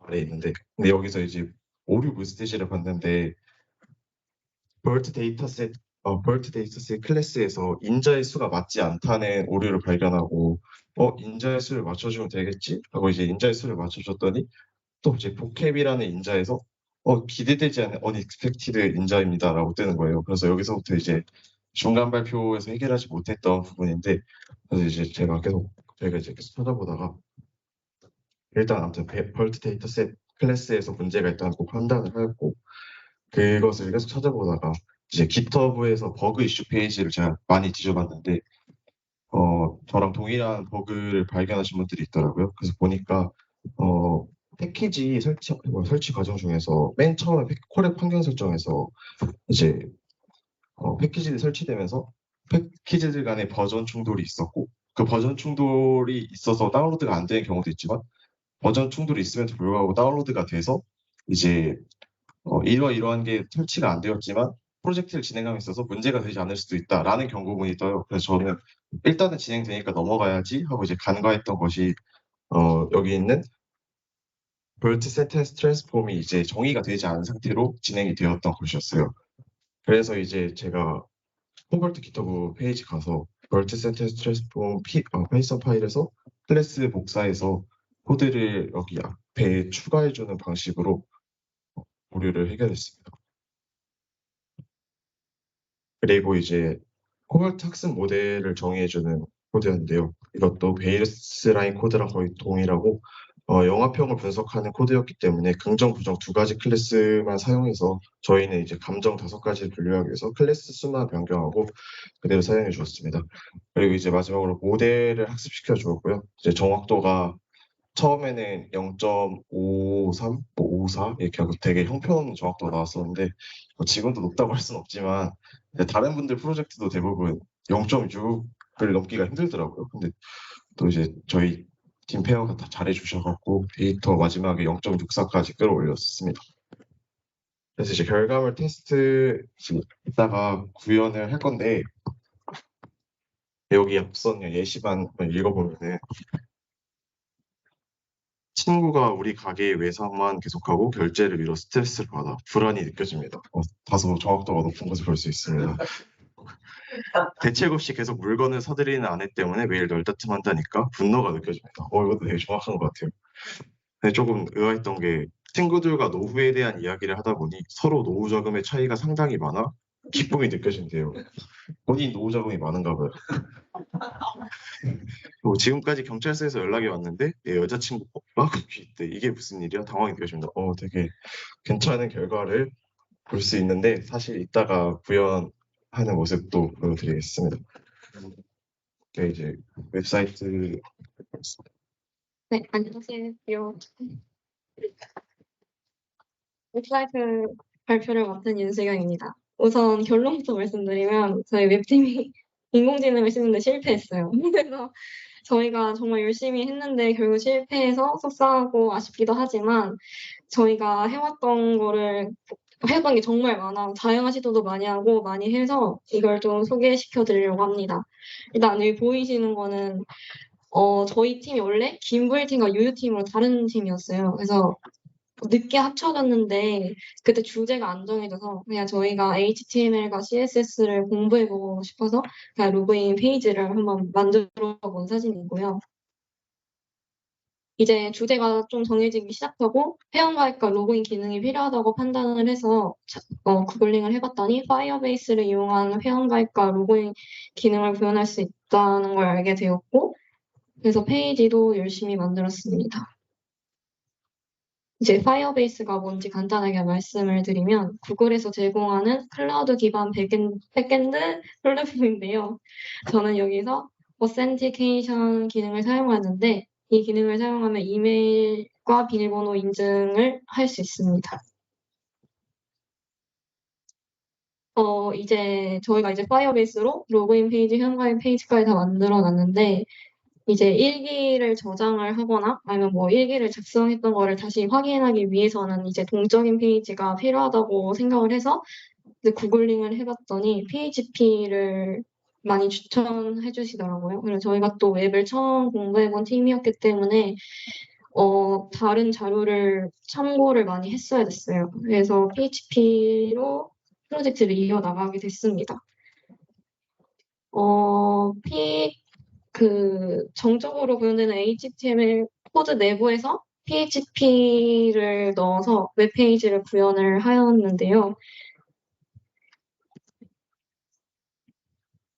이렇게 작성한 일기의 제목과 내용 등이 DB에 저장되고 저장된 내용이 웹사이트에서 나타내고 있는 것을 보실 수 있습니다. 네, 집 가고 싶다, 야호, 뭐 이런 거가 다 저장이 되고 있는 모습을 보실 수 있어요.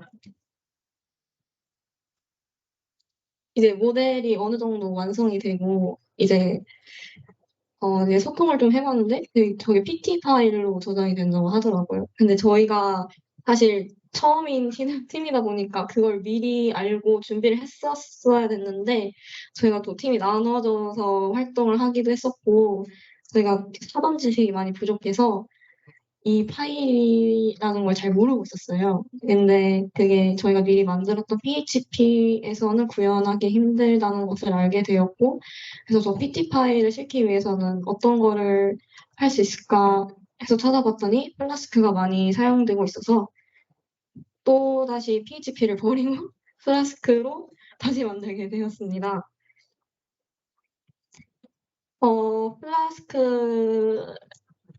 플라스크에 대해서 더 자세하게 소개를 해드리면 웹 프레임워크의 일종인데요. 웹 프레임워크는 웹 제작 시 만들고자 하는 필요한 기능들을 쉽게 다룰 수 있도록 해주는 것입니다. 다른 페이지로 이동을 해준다던가 데이터베이스를 더 쉽게 관리할 수 있게 해줍니다. 플라스크랑 뭐 PHP랑 뭐 이런 걸 어떻게든 살려보려고 했는데 저희가 아무리 찾아봐도 저희가 또 쉽게 따라할 수 있는 자료들이 많이 부족하고 그래서 사실 플라스크도 그 모델 올리는 것 직전까지 그냥 모든 걸 다 만들었었어요. 근데 그 인공지능 모델을 올리는 걸 실패해서 웹페이지를 3개를 만들었다고 보시면 됩니다. 네, 그래서 메인 페이지나 로그인 페이지, 회원갈 페이지, 일기 쓰는 페이지, 일기 저장해서 보는 페이지 다 했는데 인공지능 모델을 못 실었어요. 그래서 실패했습니다. 네, 꾸겨버리고 이제 저희가 이제 어떻게 보면 프로젝트에 성공하지 못한 거니까 잠깐 간단하게 말씀을 드리면 이제 저희가 팀이 나중에 합쳐졌고요. 그래서 주제도 조금 늦게 선정이 됐고 또 중간에 주제가 바뀌었어요. 그래서 저희가 조금 많이 혼란스러웠던 것 같고요. 그리고 또 사전 지식이 많이 부족한 팀끼리 모인 상태에서 이제 뭔가 더 이렇게 멀리 못 보고 이게 당장의 구현에 급급했기 때문에 좀 많이 부족했던 것 같습니다. 그리고 저희와 비슷한 프로젝트를 한 다른 사람들 걸 많이 봤는데 다 4개월 정도 잡고 하시더라고요. 근데 저희가 7주를 잡은 건 너무 좀 자만하지 않았나 싶기도 하고 저희가 시간이 많이 부족했던 것 같습니다. 이제 재성이 팀이 만든 인공지능 시연을 보여드리도록 하겠습니다. 네, 보시면 저희도 뭐 실패하긴 했지만 뭐라도 보여드려야 될 것 같아서 이제 구현하는 거 보여드리려고요. 이제 여기에 이제 문장을 입력하면 얘가 감정을 분류해주거든요. 그래서 제가 한번 쳐보겠습니다.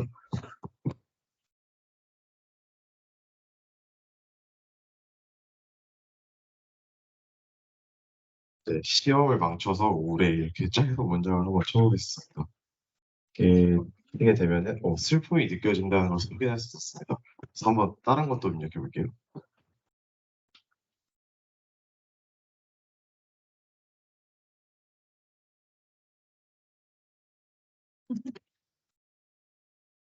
소희가 날 때려서 아팠어. 슬픔이 느껴진대요. 혹시 다른 분들 혹시 이거 실시간으로 갑자기 문장 한번 이제 넣어보실 분 있나요? 넣고 싶은 문장 있나요 혹시?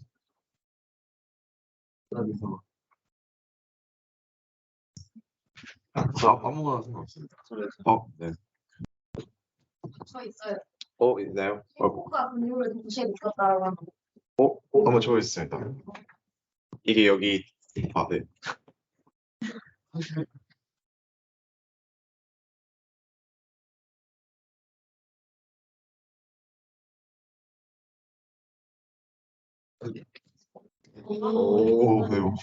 맞는 말 같기도 해요. 동물 혈답이 네. 뭐래요? 불안이 느껴져요. 다른 거 혹시 입력하실 분 있나요? 수강 신청이 망했다. 수강 신청이 망했다? 그거는 쳐봤었는데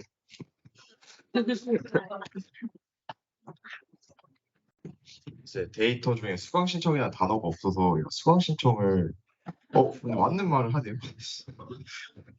생각보다 정확도가 높아서. 공간이 없어. 공강이 없어.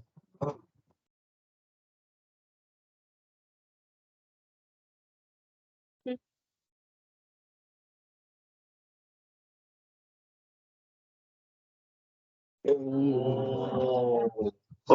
오랜만에 만나서 눈물이 났어.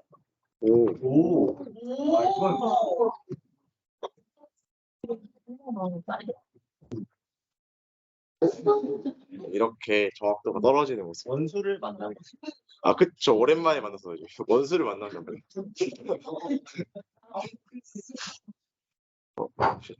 추가로 해보고 싶으신 분 있나요? 맛있는 냉면을 쏟았어. 맛있는 냉면을 쏟았어. 경험담 아닌가요? 맞아요.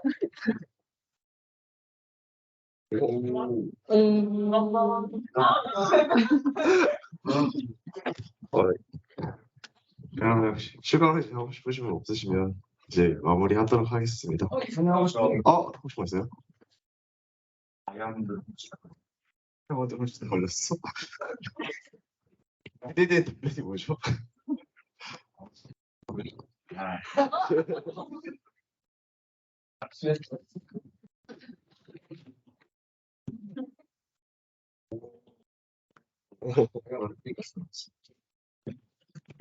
네.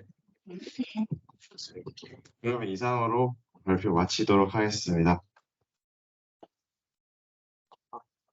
질문 있으신가요?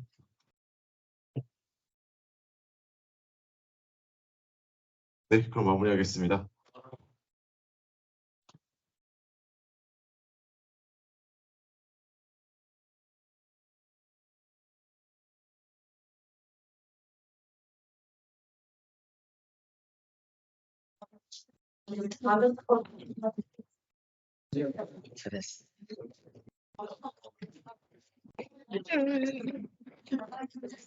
마이크 끝. 마이크 쓰지 마. 그냥 계속 내 거에 하면 되니까.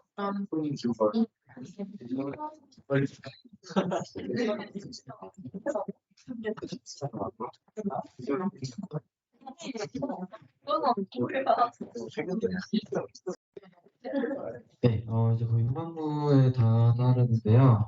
이번 팀은 스타일리라는 팀명을 가지고 GPT와 티처블 머신을 이용한 퍼스널 컬러 및 스타일 진단 웹페이지를 만들었던 겁니다. 네, 큰 박수로 맞이해주시면 감사하겠습니다.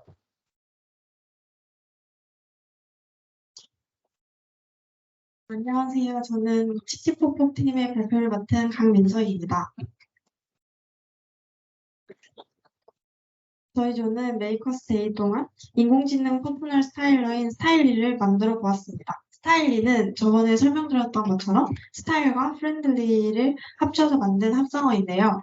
스타일을 친절하게 알려준다는 뜻을 가지고 있습니다. 목차는 이렇게 구성되어 있고 기획 의도 및 프로젝트 소개, 프로젝트 과정 설명, 프로젝트 시연, 그리고 느낀 점, 아쉬운 점 순서로 발표하도록 하겠습니다. 먼저 기획 의도와 프로젝트를 소개하겠습니다. 오른쪽 기사를 보시면 글로벌 G세대들이 퍼스널 컬러 상담을 위해서 한국 여행을 할 정도로 퍼스널 컬러 진단 등의 개인 진단 서비스들이 요즘 주목받고 있다는 사실을 알 수 있는데요. 여기에서 저희는 퍼스널 컬러 진단에 대해 생각해보고 구글의 비상대책회의를 열게 만들었던 챗GPT를 합쳐서 챗GPT API를 통해 구현한 챗봇이 퍼스널 컬러와 퍼스널 체형을 진단해주는 서비스를 만드는 건 어떨까라고 생각해보게 되었습니다. 이렇게 만들어진 게 저희의 스타일입니다. 그래서 프로젝트 과정에 대해 설명드리면 저희의 주차별 활동 내용은 1주차에 이렇게 아이디어를 수집했고 저희가 한 명 빼고는 웹 관련 경험이 전혀 없어서 강의를 들었어야 했는데 챗GPT API 관련 강의를 찾다가 이 강의를 찾게 되었고 이 강의를 수강해야겠다고 계획을 세웁니다. 그리고 2주차에 강의 완강을 목표로 하고 3주차에는 저희의 스타일 아이디어를 확정한 다음에 이 강의에 실려있는 예제를 한번 만들어 보았고요. 4주차에는 이 예제를 살짝 변형했던 스타일리를 중간 발표 통해서 얻은 피드백을 수정하고 5주차에는 이제 결과물을 제출하고 피그마를 통해서 전체적인 웹페이지랑 채팅창을 수정했습니다. 그리고 6주차에 화장품과 쇼핑몰 추천 기능을 추가했고 최종 발표 준비를 하게 됩니다. 제작 방식에 대해 설명드리겠습니다. 저희는 프론트엔드에서 HTML, CSS 그리고 자바스크립트를 사용했고 백엔드에서는 노드.js를 사용했습니다. 협업 플랫폼은 GitHub를 통해서 사이트 구축을 협업했고 디자인은 피그마를 통해 협업했습니다. 서버는 클라우드 플레이어 그리고 아마존 웹 서비스를 통해 배포했습니다. 이 사진이 저희가 맨 처음에 디자인한 초기 메인 화면 사진인데요. 정말 간단하게 그 예제만 보고 따라한 페이지입니다. 그래서 처음에 H1하고 H2 태그로 제목과 부제목을 표시하고 사용자에 대한 기본 정보를 얻기 위한 이 개인정보 입력란은 라벨과 인풋 태그를 사용했습니다. 그리고 버튼 태그로 입력 완료 버튼을 생성했습니다. 그리고 이게 완성된 저희의 최종 메인 화면 사진인데요. 좀 더 세련된 느낌으로 만들어 보았습니다.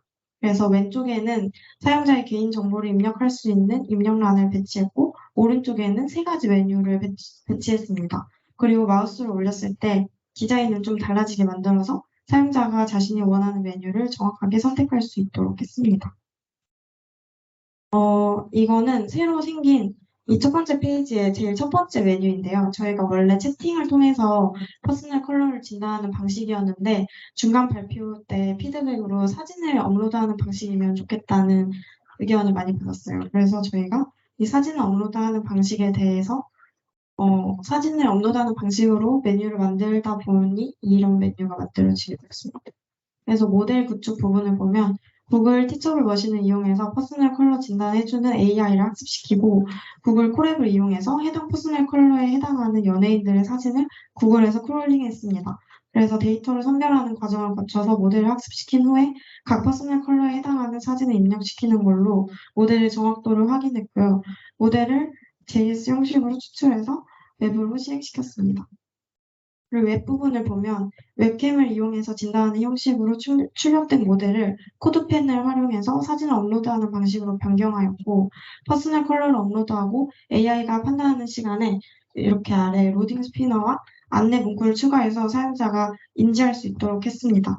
그리고 아래에는 사진 삭제 버튼과 홈으로 돌아가는 버튼을 추가했습니다. 그리고 이렇게 사진을 업로드하면 아래에 이렇게 결과가 뜨는데요. 각 항목의 일치 확률만 나타내던 결과 페이지를 최종적으로 이렇게 수정하게 되었습니다. 일치 확률이 가장 높은 항목을 제목으로 설정하고 그 해당 퍼스널 컬러에 대한 설명과 연예인 설명을 추가했습니다. 그리고 일치 확률을 가로로 긴 막대 그래프 형태로 시각화하고 각 퍼스널 컬러들의 대표색으로 각 막대 그래프를 디자인해 보았습니다. 이 사이에 있는 화장품 추천 기능에 대해 설명드리겠습니다. 기존 test.html에 리절트 셀럽의 내용을 추가하는 식으로 코드를 작성해서 퍼스널 컬러별 추천 화장품 내용을 추가했습니다. 그리고 이건 두 번째 메뉴인 스타일리와 채팅하는 페이지인데요. 채팅창 형식의 UI를 구현했고 저희가 퍼스널 컬러 진단 전문가로 학습시켜서 조언받는 느낌으로 구현해 보았습니다. 그래서 사용자가 메시지를 입력하고 이걸 백엔드 쪽에 챗GPT API와 연동시켰습니다. 백엔드 부분을 보면 챗GPT API 저희가 수강했던 기본 예제를 활용해서 기존에 구축해 두었던 프론트엔드와 연결하는 작업을 수행하였고요. 챗GPT가 퍼스널 스타일리스트로서의 역할을 수행할 수 있게 시스템 유저 어시스턴트 롤에 직접 퍼스널 스타일리스트와 관련 있는 메시지들을 미리 입력시켰습니다. 그리고 메인 화면에서 입력했던 사용자의 기본 정보를 채팅에 반영해서 채팅을 시작할 수 있게 세팅했습니다. 그리고 이건 마지막 메뉴 쇼핑몰 추천 기능인데요. 메인 페이지에서 입력한 사용자 정보, 나이와 성별을 통해서 분류한 쇼핑몰들을 추천하는 사이트이고요. 추천하는 페이지이고, 단순 나이와 성별로 분류했기 때문에 여러 가지 스타일의 쇼핑몰로 구성해 보았습니다. 남자는 40대까지밖에 안 되고요. 여자는 60대까지 가능합니다. 그리고 홈페이지로 바로 이동할 수 있는 버튼과 웹P, JPG, GIF 등의 사진 형식으로 사진을 첨부해서 보기 쉽게 페이지를 구성해 보았습니다. 코드 부분을 살펴보면 먼저 조건문으로 나이대를 구분하고 성별과 나이를 기준으로 쇼핑몰들을 저장했어요. 그리고 쇼핑몰은 링크와 이미지로 나누어서 딕셔너리를 저장하고 링크 호출 함수와 링크를 반환하고 홈페이지로 이동하는 버튼을 생성하는 함수를 각각 만들었습니다. 그리고 쇼핑몰 표시하는 함수에 리스트 아이템 append child 함수를 사용해서 쇼핑몰 이름과 이미지, 홈페이지로 이동하는 버튼을 리스트 아이템에 추가했습니다. 저희가 맨 처음에 만들면서 사진을 업로드시키면 그 쇼핑몰 홈페이지로 이동을 하지 않고 또 링크를 연결시키면 사진이 자꾸 안 뜨는 오류가 발생했는데 이렇게 링크와 이미지로 나누어서 저장하고 이 아래 과정들을 거치니까 다시 잘 작동했습니다. 저희의 전반적인 수정 과정에 대해 설명드리겠습니다. 저희 수정 전에는 스타일리와의 채팅을 이용해서 퍼스널 컬러를 진단할 수 있는 방식이었는데 이걸 이제 AI를 이용해서 사진을 업로드하면 퍼스널 컬러를 진단할 수 있는 페이지를 추가해서 퍼스널 컬러 진단의 주관성을 낮췄고요. 스타일리의 메뉴가 스타일리와의 채팅 하나만 있었는데 스타일리와의 채팅에 AI 퍼스널 컬러 진단 메뉴를 추가해서 인공지능이 스타일을 진단해주는 서비스를 2가지로 늘리고 쇼핑몰 추천 기능까지 추가해서 총 3가지 메뉴로 늘어나게 되었습니다. 그리고 전반적인 디자인 수정은 처음에는 녹색 이런 디자인이었고 GPT 도움을 받아서 디자인했었는데 수정 후에는 피그마 강의도 수강해서 좀 더 세련된 느낌으로 바꿔보았습니다. 프로젝트 시연을 해보겠습니다. 자, 먼저 사진을 업로드 해볼 건데 봄 웜톤이신 모델분을 모셨습니다. 여기 바탕화면에 있네요.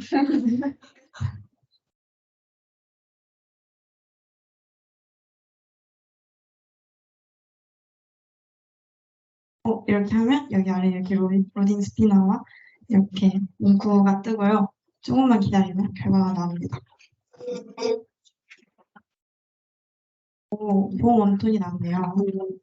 그래서 이렇게 아래에 있는 막대들 중에서 가장 많은 항목을 차지하는 거의 이름이 이렇게 일목으로 뜨게 되고 아래에는 이제 해당 컬러의 설명과 여기 수지와 박보검이라고 써져 있는 연예인 설명 그리고 추천 화장품이 뜨는데 립, 섀도우, 블러셔 다 추천해 줍니다. 그래서 사진도 삭제할 수 있고 이렇게 다시 홈페이지로 이동해 볼게요. 그리고 채팅을 한번 해보겠습니다. 그리고 저는 맞다. 이것도 색깔로 이렇게 하실 수 있는데 저는 베이지 색이 잘 어울린다고 해볼게요. 이렇게 채팅창에 들어오면 맞다. 잠시만요. 이거 보여드려야 되는데 이렇게 하면 나이를 입력해 주라고 경고 메시지가 떠요. 그리고 이렇게 하면 이거 보이시나요? 이 디자인 달라지는 거? 멋있지 않아요? 대박이다. 그래서 이렇게 들어오면 채팅할 수 있고 이렇게 물어보라고 해서 원래 여기서 퍼스널 컬러 진단도 할 수 있는데 저희는 아까 봄 웜톤 받은 걸로 어떤 스타일링이 잘 어울리는지 한번 물어보겠습니다. 그 전에 인사를 먼저 해볼게요.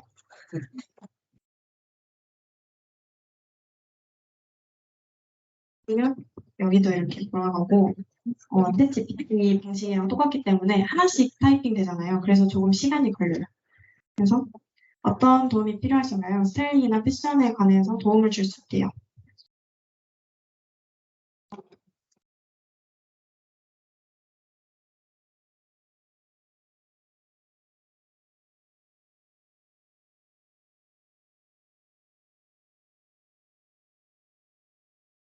이렇게 물어볼게요.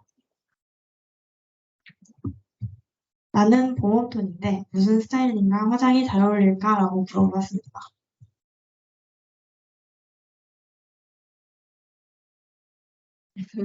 네, 조금 오래 걸려요. 그러면 이제 이렇게 봄웜톤의 특징과 이제 옷 색깔은 화이트 이런 식으로 따뜻한 톤 옷을 선택하라고 하고 패턴 같은 것도 추천해 주고요. 화장은 아이섀도우 막 이렇게 립스틱 이런 것까지 추천해 줍니다. 그리고 다시 홈으로 돌아가 볼게요. 이제 마지막으로 이 패션에 대해서 볼 건데요. 일단 20대 여자를 한번 봐볼게요. 10대 여자를 보면 이렇게 나와요. 그래서 이렇게 해봤고요. 나름 여러 가지 스타일이지 않나요? 그래서 이렇게 홈페이지로 이동하면 이 쇼핑몰 사이트가 바로 뜹니다. 와. 이렇게 해서 바로 볼 수 있고요. 한번 그것도 해볼까요? 한번 45세 남자를 가볼게요. 근데 쇼핑몰이 별로 없더라고요. 그래서 근데 정말 40대 같아요. 어때요? 와, 진짜다. 진짜죠? 이슬쌤 아니야? 그죠? 그래서 이 쇼핑몰을 잘 찾았다는 거. 그래서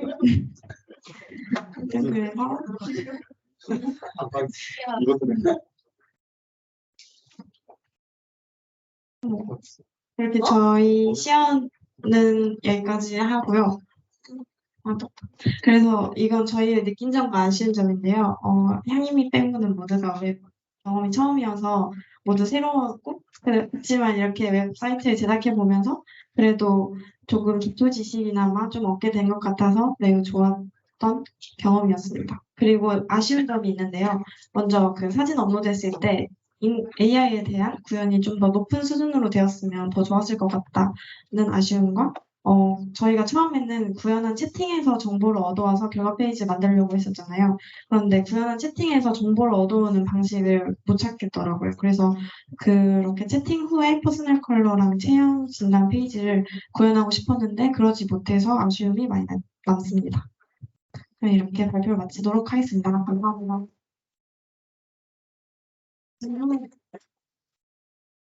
없지 않아요? 네. 보험만 90%랑 네. 보험만 60%랑 추천해주는 화장품이 달라요? 네? 아니요. 똑같아요. 똑같아요. 네. 방금 해봤는데 6대 4가 나와가지고 아, 여름 다 이렇게 나와가지고 가을가 축하드립니다. 나도 화장 추천. 아, 네. 그냥 이 성별 상관없이 그냥 있어요. 그리고 저희가 아까 썼는데 약간 주 타깃이 10대, 20대 여성분들이셔서 뭔가 거기에 좀 더 치우쳐져 있습니다. 물론 40대 남자 쇼핑몰도 있지만. 또 질문 있으신가요? 없으시면 발표 여기까지 마치겠습니다. 네, 이제 마지막 발표 순서만 남기고 있는데요. 출입 AI 팀이라고 합니다. 챗GPT를 이용한 여행지 추천 서비스를 만들었다고 합니다. 네, 마지막에 이만큼 큰 박수로 마무리해주시기 바랍니다.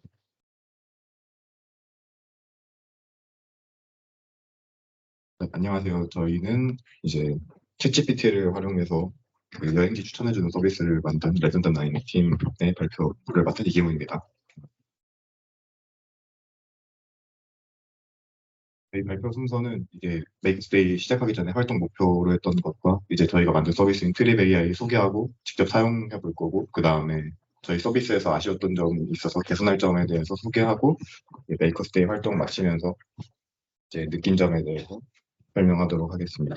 일단 먼저 처음 저희가 메이커스데이 시작할 때 좀 어려움이 있었는데 다른 팀은 대부분 2학년이 2명이고 1학년이 2명이라서 이제 약간 멘토 멘티의 그 구조를 가지고 있었는데 저는 일단 저 혼자 2학년이고 1학년은 3명이라서 이제 그리고 또 제가 2학년인데 이 작년 신입부원이라서 메이커스데이를 경험해보지 못해서 약간 어떻게 이끌어 나가야 될지에 대한 걱정이 좀 있었습니다. 그래가지고 저희는 그 바로 실전으로 들어가기보다는 조금 기본적인 실력을 기르고 나아가면 좋겠다고 생각을 해서 이제 기본 다른 팀들은 이 강의를 안 들었는데 이 웹 개발의 전반적인 지식을 들을 수 있는 배울 수 있는 강의를 먼저 수강을 했고요.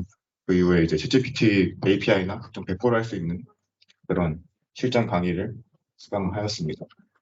그래서 이제 저희가 이 배운 것들을 기반으로 이제 챗GPT를 활용해서 이제 여행지 추천해주는 서비스를 해주면 좋겠다 생각했는데 왜냐하면 이제 이게 난이도도 그렇게 높지 않고 좀 여행지라는 것이 지금 방학이었기 때문에 휴가철이기도 해서 사람들의 흥미를 끌 충분한 주제라고 생각을 해서 이런 식으로 저희 서비스를 계획하게 되었습니다. 그래서 저희 사이트의 구조와 코드에 대해서 간단히 설명드리자면은 일단 저희는 그 HTML 코드 한 700줄 정도 되는데 이 코드 하나와 CSS 파일 하나 그리고 저희 각 기능에 들어간 자바스크립트 코드 4개 하고 이제 각종 이미지들로 사이트 구성되어 있고요. 그래서 프론트엔드는 그렇게 구성되어 있고 백엔드는 간단한 한 60줄짜리 코드 자바스크립트 코드 하나로 구성되어 있습니다. 그래서 이제 프론트엔드에서 이 각종 변수들을 JSON 파일에 담아서 이제 그 백엔드 서버에 요청을 하면은 이제 저기 보이는 이제 프롬프트 엔지니어링을 했는데 그래서 이 답변 저 변수를 통해서 챗GPT에 요청을 보내서 답변을 받아서 그를 통해서 이제 여행지를 추천받을 수 있도록 했습니다. 이거 뭐 저희 사이트의 그냥 구성의 특징적인 점은 일단 HTML 파일이 방금 보셨듯이 하나밖에 없어요. 그래서 그냥 간단하게 구조가 복잡하지 않아서 그냥 대부분 그 기능이 표시되고 이제 없어지고 할 때 그냥 디스플레이 논 스타일을 계속 적용해가지고 이제 한 화면에서 그냥 그 CSS가 사라졌다가 나타났다 하는 방식으로 사이트를 구현했습니다. 그래서 이렇게 다 코드를 구현한 이후에 이제 백엔드 배포는 아마존 람다 서비스를 이용해서 배포했고 프론트엔드 배포는 클라우드 플레이어를 이용해서 배포했습니다. 그래서 저희 이제 서비스에 대해 소개를 하자면 처음에 사용자가 이제 그 날짜 그리고 인원, 뭐 일행, 테마 그리고 지역 큰 틀에서의 이제 시도 같은 지역을 이제 선택을 하게 되면은 이제 추천을 받을 여행지를 추천을 받을 수 있게 되고 오른쪽 상단에 보시면 이제 버튼 3개 있는데 이제 홈 화면으로 다시 돌아갈 수 있고 리커멘드는 저희 팀원들이 이제 각자 여행해봤던 곳 중에 좋은 곳들을 이제 그냥 저희가 검색해서 추천을 해보았고요. 그리고 어바웃 버튼은 이제 저희가 이 서비스에 대한 간단한 소개랑 이제 설명들이 들어있습니다. 그래서 저희는 바로 직접 서비스를 사용해 보면서 설명을 드리도록 하겠습니다. 일단 배포까지 다 완료해서 지금 실제로 이 URL로 접속하시면 사용하실 수 있는데 모바일에서는 가로 모드로 사용하시면 조금 더 디자인을 잘 확인하실 수 있습니다.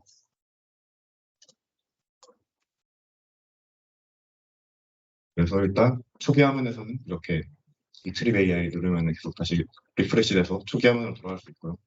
먼저 리커멘드 눌러보면은 이제 저희가 여러 시도에 대해서 강원도에는 뭐 이런 여행지들이 있고 경기도는 이런 여행지들 이런 식으로 저희가 가봤던 여행지들에 대해서 설명을 조금 써놨습니다. 그래서 일단 이 서비스를 사용하는 사용자가 여행지를 지금 고민하고 있고 추천받아야 되는 상황이기 때문에 저희가 직접 경험해본 여행지들에 대한 설명을 써놨기 때문에 이거를 이용하면은 이제 또 선택에 도움이 될 수 있겠죠. 그리고 이제 어바웃에는 저희 서비스에 대한 설명이 들어있습니다. 그래서 맞춤 제안을 해주고 이제 여러 가지 ChatGPT로 생성을 해주기 때문에 여러 유연한 방식으로 생성을 해주고 정보 제공을 해준다고 하네요. 그래서 여기 저희 팀원들이 각각 맡은 역할에 대해서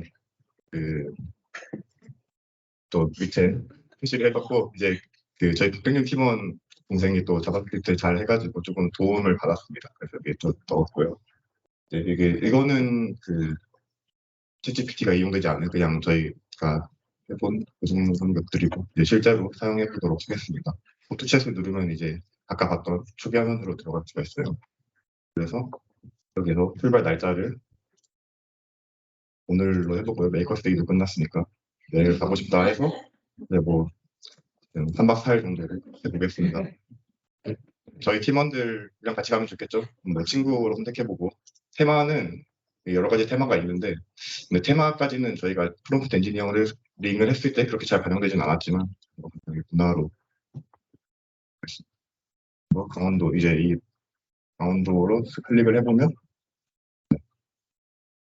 이제 이런 식으로 저희 메인 화면이 구성되는데 일단 지금은 GPT가 로딩이 되고 있어요. 그래가지고 그 사이에 여기 유튜브 이쪽에 오른쪽 그 사이드에 대해서 설명을 해보자면은 일단 유튜브로는 그 강원도라는 지역을 선택을 했기 때문에 이 지역에 대한 여러 여행지들에 대한 유튜브 영상을 추천받을 수 있어요. 그래서 이렇게 그런 효과도 구현을 했고 그래서 그 중에서 뭐 속초에 뭐 이런 게 있다 치면은 여기 누르면 이제 영상을 바로 재생할 수 있습니다. 그래서 이 영상을 통해서 이제 여행지에 대한 정보를 또 얻을 수 있겠죠. 보다 보면 그리고 돌아가기 누르면 다시 똑같은 목록으로 나와서 이제 또 다른 영상도 볼 수 있고요. 이런 식으로 다른 영상이 바로 로딩되고 이런 식으로 되게 되고 그리고 그 사이에 이제 답변이 나와서 답변을 보면은 일단 저희가 그 아까 말씀드린 대로 이제 서버 요청을 해서 이 변수를 그대로 다 전달해서 했기 때문에 이 내용이 그대로 나오고 있죠. 오늘부터 26일까지 4명이 함께하는 여행이다. 이 테마는 이게 분명히 정확히 들어가 있는데 GPT에서 자꾸 빼먹는 GPT 자체 오류인지 그렇게 되는 경우가 있어서 이거는 테마가 이렇게 뜨는 경우도 있더라고요. 그래서 저희 여행에 대한 정보를 입력했더니 그대로 입력했더니 이렇게 구체적으로 여행을 잘 짜주는 것을 알 수 있습니다. 그래서 여기 뭐 설악산이나 오션월드를 가라, 뭐 이런 곳을 가라, 며칠에는 어디를 이동해라 이런 식으로 뭐 이런 식으로 답변이 잘 나왔네요. 그래서 이 답변을 기반으로 저희 그 원하는 여행지 혹은 또 이제 여행 일정까지도 계획해 볼 수 있겠죠. 그리고 밑에 보면 또 다른 버튼들이 있는데 일단 날씨 버튼을 클릭해 보면은 날씨가 뜹니다. 강원도를 처음에 버튼에서 강원도를 선택했기 때문에 이제 강원도의 날씨를 볼 수 있어요. 그때 지금 날씨는 뭐 비가 오고 있죠. 그래서 비가 오고 있고 앞으로 쭉 날씨를 볼 수 있습니다. 이런 식으로 날씨를 확인해 볼 수 있고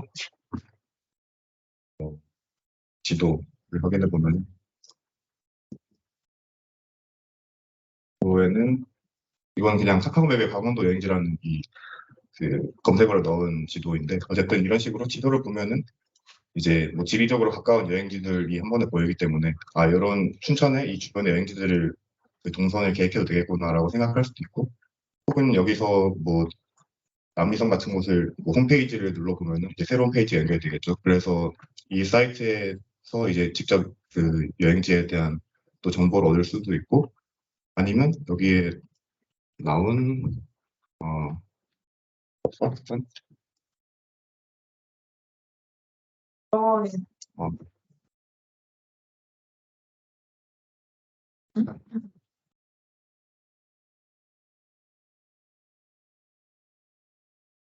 그러면 뭐 설악산에 대해서 정보를 얻을 수 있겠죠. 이런 식으로 홈페이지에 들어가 볼 수도 있고 이런 식으로 이제 날씨와 영상, 지도를 기능을 이용해서 여행지를 그 추천받거나 혹은 또 이제 동선을 짜거나 하는데 도움을 받을 수 있는 그런 서비스입니다. 그래서 뭐 홈 화면으로 돌아오면은 다시 그대로 서비스를 이용할 수 있습니다. 똑같이 이렇게 되고 네, 저희 서비스는 사용은 여기까지 해보고요. 개선할 점에 대해 보자면 일단 저희가 채팅과 기능 간의 연계성이 좀 부족한 것이 저희 개선할 점이라고 생각을 했습니다. 왜냐면은 저희 중간 사진 보시면 저희 예정사항에 그 선택한 여행지에서 여러 관광지를 효율적으로 이용할 수 있는 동선을 추천해 준다라고 했는데 이거를 계획을 해봤는데 이 답변이 나왔을 때 보면은 채팅에 조금 뭐 여기도 똑같이 나오네요. 설악산, 오션에도 이런 식으로 나오는데 이게 정확한 지명이 나올 수도 있지만 정확한 지명이 안 나오는 경우도 있더라고요. 예를 들어서 그냥 아예 없는 뭐 어떤 강인데 어떤 산인데 그 지명을 얘기해 준다거나 이런 식으로 해서 이게 저희가 기술적으로 그 이 답변을 이용해서 바로 연동하는 것이 가능은 하지만 정확한 지명이 나오지 않아서 답변의 신뢰성이 좀 부족하다는 판단을 했습니다. 그래서 이거를 실제로 사용할 수는 없다고 생각해서 그래서 좀 채팅과 약간 바로 연결되는 그런 기능이 좀 부족한 점이 저희 서비스에 아쉬웠던 점인 것 같습니다. 그래서 뭐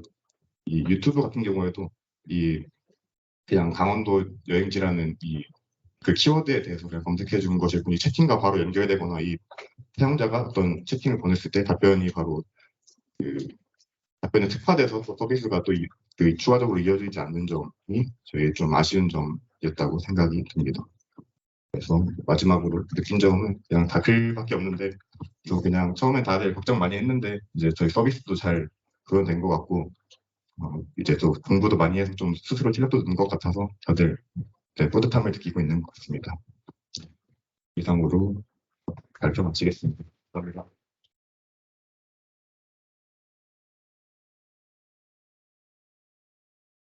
질문 있으시면 하시고 없으면 마치겠습니다. 네, 고맙습니다.